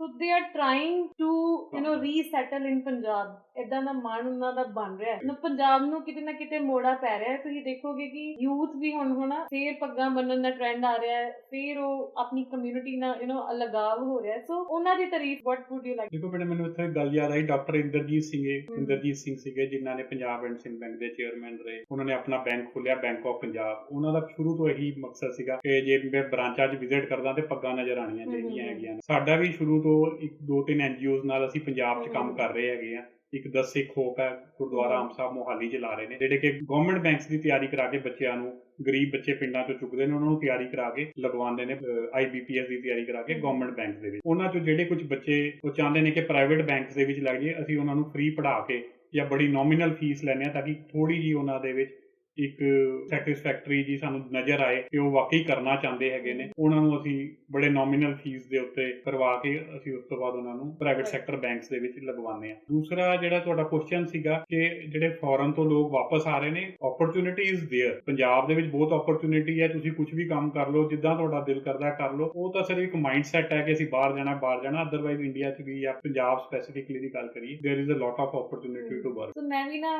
ਕਈ ਵਾਰੀ ਐਨਾਲਿਸਿਸ ਕਰਦੀ ਹਾਂ ਕਿ ਜਦੋਂ ਬੱਚੇ ਬਾਹਰ ਵੀ ਚਲ ਜਾਂਦੇ ਨੇ, ਇੱਥੇ ਸਾਡਾ ਆਪਣਾ ਘਰ ਹੁੰਦਾ, ਉੱਥੇ ਜਾ ਕੇ ਅਸੀਂ ਕਿਸ਼ਤਾਂ ਤੇ ਲਾ ਲੈਂਦੇ ਹਾਂ। ਬੈਂਕਿੰਗ ਵਾਲੇ ਤੁਸੀਂ ਹੈਗੇ ਹੋ, ਟ੍ਰਾਂਜੈਕਸ਼ਨ ਫਾਈਨੈਂਸ ਦਾ ਤੁਹਾਨੂੰ ਜ਼ਿਆਦਾ ਸਮਝ ਆ ਹੋਣੀ ਹੈ ਕਿ ਉੱਥੇ ਜਾ ਕੇ ਅਸੀਂ ਸਗੋਂ ਨਹੀਂ ਫਸ ਜਾਂਦੇ। ਮੈਨੂੰ ਤਾਂ ਇਹ ਲੱਗਦਾ ਮੈਡਮ, ਜੇ ਮੈਂ ਕਦੀ ਬਾਹਰ ਗਿਆ ਤੇ ਮੈਂ ਕਰੂੰਗਾ ਕੀ ਕਰੂੰਗਾ। ਤੇ ਮੈਨੂੰ ਲੱਗਦਾ ਕੋਈ ਲੋਕੀ ਕਹਿੰਦੇ ਨੇ ਜੀ ਉੱਥੇ ਹਾਈਲੀ ਪੇਡ ਜੌਬ ਹੈ, ਵੀ 에ਅਰਪੋਰਟ ਤੇ ਝਾੜੂ ਪੋਚਾ ਮਾਰ ਲਓ, ਉਹਦੇ ਤਾਂ ਪੈਸੇ ਬਣ ਜਾਂਦੇ ਨੇ, ਜਾਂ ਪਤਾ ਨਹੀਂ ਹੈ। ਮੇਰਾ ਤਾਂ ਕਦੀ ਕੋਈ ਮਤਲਬ ਹੋਇਆ ਨਹੀਂ। ਪਲੱਸ ਸਾਡੇ ਮਦਰ ਦਾ ਸ਼ੁਰੂ ਤੋਂ ਇਹ ਸੀ ਵੀ ਮੇਰੇ ਕੋਲ ਹੀ ਰਹਿਣਾ, ਸਾਡੇ ਦਿਮਾਗ ਕਦੀ ਆਇਆ ਹੀ ਨਹੀਂ ਵੀ ਬਾਹਰ ਜਾਣ ਦਾ। ਈਵਨ ਮੈਂ ਬੰਬੇ ਵੀ ਜੌਬ ਕੀਤੀ ਹੈ, ਪੂਨੇ ਵੀ ਜੌਬ ਕੀਤੀ ਹੈ, ਦਿੱਲੀ ਜਿਹੜੀ ਜੌਬ ਸੀਗੀ ਸੈਕੰਡ ਲਾਸਟ। ਫਿਰ ਲਾਸਟ ਵਿਆਹ ਹੋਣ ਤੋਂ ਪਹਿਲਾਂ ਮੰਮੀ ਨੇ ਕਿਹਾ ਵੀ ਤੂੰ ਵਾਪਸ ਆ ਜਾ, ਰਹਿਣਾ ਤੁਸੀਂ ਦੋਨੋਂ ਭਰਾਵਾਂ ਨੇ ਮੇਰੇ ਕੋਲ ਹੀ ਹੈ। ਇੱਥੇ ਭਾਵੇਂ ਮੌਰਟਗੇਜ ਕਰਕੇ ਆਪਾਂ ਲੋਨ ਲੈ ਕੇ ਕੰਮ ਕਰ ਲਾਂਗੇ, ਪਰ ਆਪਾਂ ਇਕੱਠੇ ਹੀ ਰਹਿਣਾ ਤਾਂ ਕਿ ਫੈਮਿਲੀ 'ਚ ਪਿਆਰ ਬਣਿਆ ਰਵੇ। ਤੇ ਇਸ ਕਰਕੇ ਆਪਣੇ ਕਦੀ ਦਿਮਾਗ ਦੇ ਵਿੱਚ ਆਇਆ। Very very nice. ਜੇ ਆਪਾਂ ਦੇਖੀਏ ਨਾ ਤੇ ਪ੍ਰਿੰਸੀਪਲਸ ਆਲਮੋਸਟ ਸੇਮ ਹੀ ਰਹਿੰਦੇ ਨੇ। ਜਿਹੜੇ ਲੋਕਾਂ ਨੇ ਪੰਜਾਬ ਨੂੰ ਚੁਣਿਆ, ਜਿਨ੍ਹਾਂ ਨੇ ਇੱਕ ਐਥੀਕਲ ਬਿਜ਼ਨਸ ਚੁਣਿਆ, ਜਿਨ੍ਹਾਂ ਦੇ ਬਿਜ਼ਨਸ ਦੇ ਪਿੱਛੇ ਕੋਈ ਅੱਛਾ ਮੋਟਿਵ ਆ ਕਿ ਉਹ ਪੰਜਾਬ ਨੂੰ ਇੰਪਲੋਇਮੈਂਟ ਦੇ ਰਿਹਾ ਹੈ, ਪੰਜਾਬ 'ਚ ਨੌਕਰੀਆਂ ਪੈਦਾ ਹੋ ਰਹੀਆਂ, ਸਕਿੱਲ ਇੰਪਰੂਵਮੈਂਟ ਹੋ ਰਹੀ ਹੈ, ਥਾਟ ਪ੍ਰੋਸੈਸ ਉਹਨਾਂ ਦਾ ਆਲਮੋਸਟ ਸੇਮ ਹੀ ਆ। ਫੈਮਿਲੀਜ਼ ਜਿਹੜੀਆਂ ਚੁਣਦੀਆਂ ਨੇ ਕਿ ਅਸੀਂ ਇਕੱਠੇ ਰਹਿਣਾ ਹੈ, ਅਸੀਂ ਪੰਜਾਬ 'ਚ ਰਹਿਣਾ ਹੈ, ਕਿ ਇਹੋ ਜਿਹੇ ਵੈਲਿਊ ਸਿਸਟਮ ਜਿੰਨਾ ਫੈਮਿਲੀਜ਼ 'ਚ ਹੈ ਕਿ ਨਹੀਂ ਬੱਚੇ ਜਿਹੜੇ ਆ ਉਹ ਇੱਧਰ ਉੱਧਰ ਨਾ ਹੋਣ ਜਾਂ ਅਸੀਂ ਸਾਰੇ ਇਕੱਠੇ ਰਹੀਏ। ਸੋ ਉਹੀ ਕੋਈ ਨਿਊ ਆਈਡੀਆ ਕੱਢ ਸਕਦੇ ਆ ਕਿ ਆਪਾਂ ਕੋਈ ਇਹੋ ਜਿਹਾ ਬਿਜ਼ਨਸ ਕਰੀਏ ਕਿ ਇੱਥੇ ਅਸੀਂ ਕੀ ਕਰ ਸਕਦੇ ਹਾਂ। We need to follow simplicity a lot, because ਜਿਹੜੀ ਐਂਟਰਪ੍ਰੀਨਿਓਰਸ਼ਿਪ ਆ ਬਹੁਤ ਜ਼ਿਆਦਾ ਸੈਕਰੀਫਾਈਸ ਮੰਗਦੀ ਆ। ਬਹੁਤ ਜ਼ਿਆਦਾ ਤੁਹਾਡਾ ਇੱਕ ਸਮਝੋ ਕਿ ਇੱਕ ਬੱਚੇ ਨੂੰ ਪੈਦਾ ਕਰਨਾ ਤੇ ਉਹਨੂੰ ਵੱਡੇ ਕਰਨ ਦੇ ਬਰਾਬਰ ਹੈ ਕਿ ਤੁਹਾਡਾ ਬਿਜ਼ਨਸ। ਸਰ ਨੂੰ ਵੀ ਇਸ ਕਰਕੇ ਸੋਚ ਲੈ ਕੇ ਆਈ, ਸਪੈਸ਼ਲੀ ਪੰਜਾਬ 'ਚ ਵੀ ਬਹੁਤ ਐਗਜ਼ਾਮਪਲਸ ਜਿਹੜੀਆਂ ਉਹ ਸੈੱਟ ਕਰ ਸਕਦੇ ਹਾਂ। ਸੋ ਬਾਰ-ਬਾਰ ਤੀਸਰੀ ਵਾਰ ਮੈਂ ਇੱਕ ਹੀ ਚੀਜ਼ ਕਹਿਤੀ, but it is very important ਕਿ ਜਦੋਂ ਸਰ ਨੇ ਵੀ ਆਪਣਾ ਬਿਜ਼ਨਸ ਸਟਾਰਟ ਕੀਤਾ, ਹੀ ਸਟਾਰਟਡ ਵਿਦ ਫਿਊ ਥੋੜੇ ਪੈਸੇ ਨਾਲ ਆਪਣਾ ਬਿਜ਼ਨਸ ਸਟਾਰਟ ਕੀਤਾ ਤੇ ਕੋਈ ਘਰ ਪੈਸੇ ਕੈਸ਼ ਨਹੀਂ ਪਏ ਹੋਏ ਸੀ ਕਿ ਲਿਆ ਪਾਪਾ ਨੇ ਦਿੱਤੇ ਜਾਂ ਮੰਮੀ ਨੇ ਦਿੱਤੇ ਆਪਾਂ ਸ਼ੁਰੂ ਕਰ ਲਿਆ। ਈਵਨ ਘਰ ਨੂੰ ਵੀ ਬੈਂਕ ਨੂੰ ਦੇਣਾ ਪਿਆ ਤੇ ਉੱਥੋਂ ਸ਼ੁਰੂ ਕੀਤਾ। ਸੋ ਮੈਨੀ ਪੀਪਲ ਆਰ ਦੇਅਰ ਜਿਹੜੇ ਮਾਈਨਸ ਤੋਂ ਸ਼ੁਰੂ ਕਰਕੇ ਵੀ ਕਿਤੇ ਜਿਹੜੇ ਉਹ ਪਹੁੰਚ ਜਾਂਦੇ ਨੇ। ਸੋ ਮੈਂ ਪਹਿਲਾਂ ਵੀ ਦੱਸਿਆ ਕਿ has placed thousands of students ਜਿਹੜੇ ਕਿ ਬੈਂਕਸ ਦੇ ਵਿੱਚ ਹੁਣ ਜੌਬ ਕਰ ਰਹੇ ਨੇ। ਅਰਾਊਂਡ 15 ਇੰਸਟੀਟਿਊਟਸ ਜਿਹੜਾ ਇਹਨਾਂ ਦਾ ਪਲਾਨ ਹੈ ਪੈਨ ਇੰਡੀਆ। ਸਰ ਕਿੰਨੇ ਇੰਸਟੀਟਿਊਟਸ ਸਾਡੇ ਕਰੰਟਲੀ ਜਾਂ ਤੁਹਾਡਾ ਕੀ ਪਲਾਨ ਆ? ਇਸ ਟਾਈਮ ਮੈਡਮ ਸਾਡੇ 15 ਸੈਂਟਰਸ ਚੱਲ ਰਹੇ ਨੇ। Right. So recently we have opened in Mumbai and Pune. ਪਿਛਲੇ ਮਹੀਨੇ we opened in Rajasthan, Kota, Jaipur ਅਸੀਂ ਹੁਣ ਖੋਲਣ ਵਾਲੇ ਹਾਂ। Then we will go deep south, ਜਿਹਦੇ 'ਚ ਤੇਲੰਗਾਨਾ, ਹੈਦਰਾਬਾਦ, ਚੇਨਈ, ਈਵਨ ਕੈਲਕਟਾ ਵੀ ਅਸੀਂ ਅਜੇ ਖੋਲ੍ਹਣਾ ਹੈਗਾ। ਤੇ by March 2020 we will be pan India with 25 to 30 centres. ਜੇ ਤੁਹਾਡੇ ਰਿਲੇਟਿਵਸ ਜਾਂ anybody who is living in other state ਤੇ ਫਿਰ ਵੀ ਆਪਾਂ ਸਰ ਨਾਲ ਜਿਹੜੀ ਆ ਉਹ ਕੰਸਲਟ ਕਰ ਸਕਦੇ ਹਾਂ, ਸਪੈਸ਼ਲੀ ਜੇ ਅਸੀਂ ਬੈਂਕ ਦੇ ਵਿੱਚ ਜੌਬ ਕਰਨੀ ਹੈ। You also started with preschool, so tell us something about. Basically ਜਦੋਂ ਅਸੀਂ ਇਹ ਸਕਿੱਲ ਡਿਵੈਲਪਮੈਂਟ ਕਰ ਰਹੇ ਸੀਗੇ ਤੇ ਬੱਚੇ ਮੇਰੇ ਛੋਟੇ ਸੀਗੇ, ਮੈਂ ਕਿਹਾ ਯਾਰ ਇਹਨਾਂ ਨੂੰ ਵੀ ਤਾਂ ਕਿੱਦਾਂ ਬੱਚਿਆਂ ਨੂੰ ਵੱਡੇ ਕਰੀਦਾ ਹੈ, ਕਿਵੇਂ ਚਾਈਲਡ ਡਿਵੈਲਪਮੈਂਟ ਕਿੱਦਾਂ ਹੁੰਦੀ ਹੈ, ਇਹਦੀ ਨੌਲੇਜ ਲਈ ਹੈ। ਜਦੋਂ ਲੈਂਦੇ ਆਪਾਂ ਫੇਸਬੁੱਕ ਤੇ ਜਦੋਂ ਸਰਚ ਕਰਦੇ ਹਾਂ, ਸਪੌਂਸਰਡ ਐਡ ਦਿਖਣੀਆਂ ਸ਼ੁਰੂ ਹੋਈਆਂ।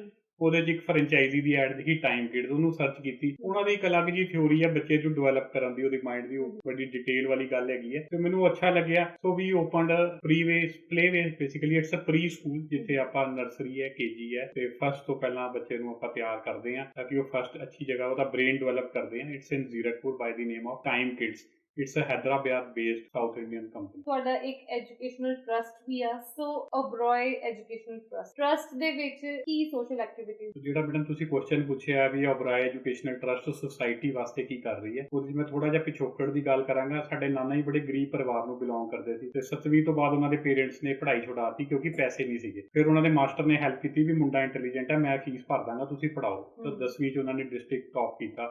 BA ਜਦੋਂ ਕੀਤੀ ਪੰਜਾਬ ਯੂਨੀਵਰਸਿਟੀ ਤੋਂ, ਉਹਦੇ 'ਚ ਵੀ ਉਹ ਡਿਸਟ੍ਰਿਕਟ 'ਚ ਟੌਪ ਕੀਤਾ ਤੇ ਹਰ ਵਾਰੀ ਉਹਨਾਂ ਨੂੰ ਵਜ਼ੀਫਾ ਮਿਲਦਾ ਰਿਹਾ। ਥੋੜ੍ਹੇ ਪੈਸੇ ਆਉਂਦੇ ਰਹੇ, ਅੱਗੇ ਪੜ੍ਹਦੇ ਗਏ, ਨਾਲ ਉਹਨਾਂ ਨੇ ਜੌਬ ਸ਼ੁਰੂ ਕਰਤੀ। ਫਾਈਨਲੀ ਗਵਰਨਮੈਂਟ ਦੀ ਜੌਬ ਮਿਲ ਗਈ ਤੇ ਉਹ ਨੋਮੀਨੇਟ ਹੋ ਗਏ ਪੰਜਾਬ ਸਿਵਲ ਸਰਵਿਸਿਜ਼ ਵਾਸਤੇ। LLB ਕਰ ਲਈ ਸੀ ਉਹਨਾਂ ਨੇ। 1984 ਦੇ ਵਿੱਚ ਫਾਈਨਲੀ ਉਹ ਸੈਸ਼ਨ ਜੱਜ ਰਿਟਾਇਰ ਹੋਏ ਫਰੀਦਕੋਟ। ਬਟ ਅਸੀਂ ਇੱਕ ਜੇ ਪਿੱਛੇ ਦੀ ਗੱਲ ਮੈਂ ਤੁਹਾਨੂੰ ਤਾਂ ਦੱਸੀ ਵੀ ਇਹ ਸਮਝਣ ਦੀ ਲੋੜ ਹੈ ਵੀ ਇੱਕ ਬੱਚਾ ਜਿਹਦੇ ਕੋਲ ਪੈਸੇ ਨਹੀਂ ਸੀ ਪਰ ਇੰਟੈਲੀਜੈਂਟ ਸੀ, ਮਾਸਟਰ ਨੇ ਹੈਲਪ ਕੀਤੀ ਤੇ ਉਹ ਅੱਜ ਸੈਸ਼ਨ ਜੱਜ ਰਿਟਾਇਰ ਹੋਇਆ। ਤੋਂ ਫਿਰ 2015 ਦੇ ਵਿੱਚ ਉਹ ਜਦੋਂ ਗੁਜਰੇ, ਮੈਂ ਉਹਨਾਂ ਦਾ 2 ਲੱਖ ਰੁਪਇਆ ਦੇਣਾ ਸੀ ਉਹਨਾਂ ਤੋਂ, ਬਿਜ਼ਨਸ ਲਈ ਮੈਂ ਪੈਸੇ ਲਿੱਤੇ ਸੀਗੇ, ਮੈਨੂੰ ਲੋੜ ਸੀ ਤੇ ਮੈਨੂੰ ਲੱਗਿਆ ਵੀ ਇਹ 2 ਲੱਖ ਰੁਪਇਆ ਮੈਂ ਨਹੀਂ ਦੇ ਪਾਇਆ, ਕੀ ਕਰ ਸਕਦੇ। ਫਿਰ ਮੇਰੇ ਦਿਮਾਗ 'ਚ ਇੱਕ ਦਿਨ ਰਾਤ ਨੂੰ ਆਇਆ ਕਿ ਯਾਰ ਆਪਾਂ ਉਹਨਾਂ ਦੀ ਕਿਸੇ ਨੇ ਹੈਲਪ ਕੀਤੀ ਸੀ, ਅਸੀਂ ਵੀ ਕਿਸੇ ਲੋਕਾਂ ਦੀ ਹੈਲਪ ਕੀਤੀ ਹੈ। ਤਾਂ ਓਬਰਾਏ ਐਜੂਕੇਸ਼ਨਲ ਟਰਸਟ ਉਹ ਬੇਸਿਕਲੀ ਉਸ ਖਿਆਲਾਤ 'ਚੋਂ ਪੈਦਾ ਹੋਈ। ਸੋ ਬਾਕੀ ਸਾਡੇ ਮਾਮੇ ਚਾਚਿਆਂ ਨੇ ਵੀ ਹੈਲਪ ਕੀਤੀ ਤੇ ਅਸੀਂ ਕੁਝ ਫੰਡ ਇਕੱਠਾ ਕਰਕੇ now we help 50 students, school going students to pay their fees. ਅਸੀਂ 6000 ਰੁਪਇਆ ਸਾਲ ਦਾ ਇੱਕ ਬੱਚੇ ਨੂੰ ਦਿੰਦੇ ਆ ਤੇ ਹਰ ਸਾਲ 50 ਬੱਚਿਆਂ ਨੂੰ 3 ਲੱਖ ਰੁਪਇਆ ਅਸੀਂ ਡੋਨੇਟ ਕਰਦੇ ਆ। Oberoi educational trust family owned trust. It's a family owned. ਜਿੰਨੇ ਵੀ viewers ਤੁਹਾਨੂੰ ਸੁਣ ਰਹੇ ਨੇ, they have known banking ਦਾ ਜੇ ਉਹਨਾਂ ਨੂੰ question ਹੋਏਗਾ, ਖਾਸ ਕਰਕੇ ਪੜ੍ਹਾਈ ਦਾ banking ਦੇ related ਜਾਂ job ਦੇ related, ਤੇ now they have faith in Punjab ਕਿ ਗੁਰਸਿਮਰਨ ਸਰ ਨਾਲ ਅਸੀਂ ਜਿਹੜਾ ਉਹ contact ਕਰਨਾ ਹੈ। He is very nice। ਮੈਂ ਤੁਹਾਨੂੰ ਇਹ ਵੀ ਕਹਿਣਾ ਚਾਹੁੰਦੀ ਕਿ banking ਦੀ ਨਹੀਂ ਵੀ ਕੰਮ ਤੇ ਤਾਂ ਵੀ ਤੁਸੀਂ ਇਹਨਾਂ ਨੂੰ ਜ਼ਰੂਰ ਮਿਲ ਸਕਦੇ ਹੋ। What is your message to everybody? ਆਪਣੀ ਜ਼ਿੰਦਗੀ ਦੇ ਤਜਰਬੇ ਤੋਂ ਤੁਸੀਂ ਕੀ crux ਕੱਢਿਆ, ਇੱਕ ਨਿਚੋੜ ਕੱਢਿਆ which you would like to share with everybody? ਹਰ ਵਾਰੀ ਆਪਣੇ ਆਪ ਨੂੰ ਸੁਧਾਰਨ ਲਈ ਯਤਨਸ਼ੀਲ ਹੋ। ਮਤਲਬ ਜੇ ਮੈਂ ਅੱਜ ਲੱਗਦਾ ਵੀ ਮੇਰੇ 'ਚ 2% ਵੀ ਡਿਸਓਨੈਸਟੀ ਹੈ, ਮੈਂ ਇਹਨੂੰ ਕਿੱਦਾਂ ਕਰ ਸਕਦਾ? ਆਪਣੇ ਆਪ ਨੂੰ ਰਿਫਾਰਮ ਕਰੋ। ਭਾਈ ਗੁਰਦਾਸ ਜੀ ਵੀ ਕਹਿੰਦੇ ਨੇ, ਆਪ ਸਵਾਰੇ ਮੈਂ ਮਿਲੇ, ਮੈਂ ਮਿਲਿਆ ਸੁਖ ਹੋਏ, ਫਰੀਦਾ ਜੇ ਤੂੰ ਮੇਰਾ ਹੋਏ ਰੇ, ਸਭ ਜਗ ਤੇਰਾ ਹੋਏ। ਇਹ ਗੁਰੂ ਗ੍ਰੰਥ ਸਾਹਿਬ ਦੇ ਵਿੱਚ ਬਾਣੀ ਭਾਈ ਗੁਰਦਾਸ ਜੀ ਦੀ ਦਰਜ ਹੈ। ਉਹਦੇ ਬੇਸਿਕਲੀ ਕਹਿੰਦੇ ਨੇ, ਰੱਬ ਕਹਿੰਦਾ if you want to reform yourself, you shall meet me, and by meeting me you shall be at peace. ਆਪ ਸਵਾਰੇ ਮੈਂ ਮਿਲੇ, ਮੈਂ ਮਿਲਿਆ ਸੁਖ ਹੋਏ, ਫਰੀਦਾ ਜੇ ਤੂੰ ਮੇਰਾ ਹੋਏ ਰਹੇ, ਸਭ ਜਗ ਤੇਰਾ ਹੋਏ। ਉਹ ਫਰੀਦ, ਜੇ ਤੂੰ ਮੈਨੂੰ ਮਿਲ ਗਿਆ ਤਾਂ ਤੈਨੂੰ ਸਾਰੀ ਦੁਨੀਆ ਦੀ ਖੁਸ਼ੀਆਂ ਪ੍ਰਾਪਤ ਹੋ ਜਾਣਗੀਆਂ। ਤਾਂ ਸਾਰੀ ਕਹਾਣੀ ਸਟਾਰਟ ਹੋਈ ਇਫ ਯੂ ਰੀਫਾਰਮ yourself, ਆਪ ਸਵਾਰੇ ਮੈਂ ਮਿਲੇ। ਆਪਣੇ ਆਪ ਨੂੰ ਸਵਾਰਨ ਦੀ ਗੱਲ ਕੀਤੀ ਉੱਥੇ ਵੀ ਉਹਨਾਂ ਨੇ। ਆਪਾਂ ਨੂੰ ਜੇ ਕੁਝ ਵੀ ਲੱਗਦਾ ਵੀ ਮੇਰੇ 'ਚ ਇਹ ਕਮੀ ਹੈ, ਜਾਂ ਮੈਂ ਡਿਸਿਪਲਿਨਡ ਨਹੀਂ ਹਾਂ, ਜਾਂ ਮੇਰੇ 'ਚ ਮਾਤਰ ਵੀ ਇੰਟੀਗ੍ਰਿਟੀ ਦੀ ਕਮੀ ਹੈ, ਉਹਨੂੰ ਮੈਂ ਹੌਲੀ ਹੌਲੀ ਕਰਾਂ ਪੂਰੀ। ਤੇ ਬੇਸਿਕਲੀ ਮੈਂ ਇਹੀ ਕਹਾਂਗਾ ਸਾਰੇ ਸਰੋਤਾਂ ਨੂੰ ਵੀ ਤੁਸੀਂ ਆਪਣੇ ਆਪ ਨੂੰ ਰੀਫਾਰਮ ਕਰੋ। ਜਿੱਥੇ ਕੋਈ ਕਮੀ ਲੱਗਦੀ ਹੈ ਉਹਨੂੰ ਸੁਧਾਰੋ। ਪੜ੍ਹਾਈ ਕਰਨਾ ਚਾਹੁੰਦੇ ਹੋ, ਜਿੱਥੇ ਤੁਹਾਨੂੰ ਲੱਗਦਾ ਹੈ ਵੀ ਮੇਰੇ ਮਾਰਕਸ ਘੱਟ ਆ ਰਹੇ ਆ, ਉਹਨੂੰ ਵਧਾਓ। ਸਕਿੱਲ ਦੀ ਗੱਲ ਕਰੀਏ, ਸਕਿਲਿੰਗ ਦੀ ਗੱਲ ਕਰੀਏ, ਉੱਥੇ ਆਪਣੇ ਆਪ ਨੂੰ ਵਧਾਓ। ਜੇ ਜੌਬ ਕਰ ਰਹੇ ਹੋ, ਮੈਂ ਹੋਰ ਵਧੀਆ ਕਿੱਦਾਂ ਕਰ ਸਕਦਾ? ਬਿਜ਼ਨਸ ਕਰ ਰਹੇ ਹੋ, ਮੈਂ ਹੋਰ ਵਧੀਆ ਕਿੱਦਾਂ ਕਰ ਸਕਦਾ? ਸਾਰੀ ਕਹਾਣੀ ਆਪਣੀ ਜ਼ਿੰਦਗੀ ਦੇ ਵਿੱਚ ਆਪਾਂ ਰੀਫਾਰਮ ਕਰਦਿਆਂ ਗੁਜ਼ਾਰ ਦਈਏ। ਤਾਂ ਮੇਰੇ ਖਿਆਲ ਦੇ ਮੇਰਾ ਮਕਸਦ ਇਹੀ ਹੈ ਕਿ ਮੈਂ ਆਪਣੇ ਆਪ ਨੂੰ ਰੀਫਾਰਮ ਕਰਦਾ, ਆਪਣੀ ਫੈਮਿਲੀ 'ਚ ਵੀ ਇਹੀ ਕਰਨਾ ਤੇ ਸਾਰਿਆਂ ਨੂੰ ਇਹ ਕਹਾਂਗਾ ਆਪਣੇ ਆਪ ਨੂੰ ਸਵਾਰਨ ਲਈ ਯਤਨਸ਼ੀਲ ਬਣੇ ਰਹੋ। Very good message for all. So thank you so much sir for being on the show. Thank you madam. ਇਹ ਸੀ ਗੁਰਸਿਮਰਨ ਸਿੰਘ ਓਬਰਾਏ ਤੇ ਆਈ ਐਮ ਸ਼ੋਰ ਕਿ ਤੁਹਾਨੂੰ ਅੱਜ ਦਾ ਐਪੀਸੋਡ ਜਿਹੜਾ ਬਹੁਤ ਵਧੀਆ ਲੱਗਾ ਹੋਏਗਾ। ਐਂਡ ਹਰ ਵਾਰੀ ਮੈਂ ਇਹੀ ਕਹਿੰਦੀ ਕਿ ਤੁਹਾਨੂੰ ਅੱਜ ਦਾ ਐਪੀਸੋਡ ਬਹੁਤ ਵਧੀਆ ਲੱਗਾ ਹੋਏਗਾ, ਕਿਉਂਕਿ ਹਰ ਐਪੀਸੋਡ ਜਿਹੜਾ ਉਹ ਵਾਕਈ ਸਾਡਾ ਗੈਸਟ ਜਿਹੜੇ ਆ ਉਹ ਵਧੀਆ ਬਣਾ ਦਿੰਦੇ ਨੇ। ਸੋ ਸੱਚ ਅ ਗੁੱਡ ਮੈਸੇਜ ਕਿ ਆਪਾਂ ਛੋਟੀਆਂ ਇੰਪਰੂਵਮੈਂਟਸ ਜੇ ਆਪਣੀ ਲਾਈਫ 'ਚ ਅਸੀਂ ਐਕਨੋਲੇਜ ਕਰ ਲਈ ਕਿ ਇੱਥੇ ਅਸੀਂ ਥੋੜਾ ਚੇਂਜ ਕਰ ਸਕਦੇ ਹਾਂ, ਥੋੜੇ ਬੈਟਰ ਹੋ ਸਕਦੇ ਹਾਂ, ਤੇ ਛੋਟੀਆਂ ਇੰਪਰੂਵਮੈਂਟਸ ਜਿਹੜੀਆਂ ਅਸੀਂ ਆਪਣੀ ਲਾਈਫ 'ਚ ਕਰਦੇ ਜਾਈਏ ਤੇ ਅਸੀਂ ਜ਼ਰੂਰ ਉਸ ਮੁਕਾਮ ਤੇ ਪਹੁੰਚ ਸਕਦੇ ਹਾਂ ਕਿ ਜੋ ਸਾਡਾ ਇੱਕ ਸੁਪਨਾ ਹੈ। ਪਲੱਸ ਬੈਂਕਿੰਗ ਦੀ ਜੇ ਅਸੀਂ ਗੱਲ ਕਰੀਏ, ਸੋ ਵੀ ਆਲਵੇਜ਼ ਟਰਾਈ, ਹਮੇਸ਼ਾ ਮੇਰੀ ਕੋਸ਼ਿਸ਼ ਹੈ ਕਿ ਸਾਡੇ ਪੰਜਾਬ ਦੇ ਬੱਚੇ ਜਿਹੜੇ ਆ ਉਹਨਾਂ ਨੂੰ ਰਾਈਟ ਡਾਇਰੈਕਸ਼ਨ ਮਿਲੇ। ਪੰਜਾਬ ਜਿਹੜਾ ਹੈ ਐਸਾ ਸੂਬਾ ਹੈ ਕਿ ਜਿੱਥੇ ਜੌਬਸ ਜਨਰੇਟ ਹੋ ਸਕਦੀਆਂ ਨੇ ਤੇ ਜਿੱਥੇ ਜੌਬਸ ਹਨ, ਪਰ ਪੰਜਾਬ ਦੇ ਵਿੱਚ ਇਹ ਮੈਂ ਜ਼ਰੂਰ ਕਵਾਂਗੀ ਕਿ ਐਜੂਕੇਸ਼ਨ ਤੇ ਥੋੜਾ ਜਿਹਾ ਫੋਕਸ ਕਰਨ ਦੀ ਜ਼ਰੂਰਤ ਆ। ਐਜੂਕੇਸ਼ਨ ਨੂੰ ਪ੍ਰੋਫੈਸ਼ਨਲ ਡਾਇਰੈਕਸ਼ਨ ਦੇਣ ਦੀ ਜ਼ਰੂਰਤ ਆ, ਜੋ ਕਿ ਜ਼ਰੂਰੀ ਨਹੀਂ ਕਿ ਇੰਸਟੀਟਿਊਟ ਹੀ ਦੇਵੇ, ਜ਼ਰੂਰੀ ਨਹੀਂ ਕਿ ਸਰਕਾਰ ਹੀ ਦੇਵੇ। ਤੁਸੀਂ ਖੁਦ ਵੀ ਅਵੇਅਰਨੈਸ ਦੇ ਨਾਲ ਜਿਹੜਾ ਉਹ ਪ੍ਰੋਫੈਸ਼ਨਲ ਟ੍ਰੇਨਿੰਗ ਜਿਹੜੀ ਉਹ ਲੈ ਸਕਦੇ ਹੋ, ਪ੍ਰੋਫੈਸ਼ਨਲ ਕੋਚਿੰਗ ਲੈ ਸਕਦੇ ਹੋ। ਜਿਵੇਂ ਸਰ ਨੇ ਗੱਲ ਕੀਤੀ ਕਿ ਆਪਾਂ ਬੈਂਕਿੰਗ ਦੀ ਕੋਚਿੰਗ ਲੈ ਸਕਦੇ ਹਾਂ, ਅਸੀਂ ਅਕਾਊਂਟਿੰਗ ਦੀ ਕੋਚਿੰਗ ਲੈ ਸਕਦੇ ਹਾਂ। Try to choose a professional course ਤਾਂ ਕਿ ਸਾਡੀ ਕਿਸੇ ਪ੍ਰੋਫੈਸ਼ਨ 'ਚ ਜੌਬ ਜਿਹੜੀ ਆ ਉਹ ਲੱਗ ਸਕੇ। So thank you so much for watching Mandeep Kaur Sidhu show.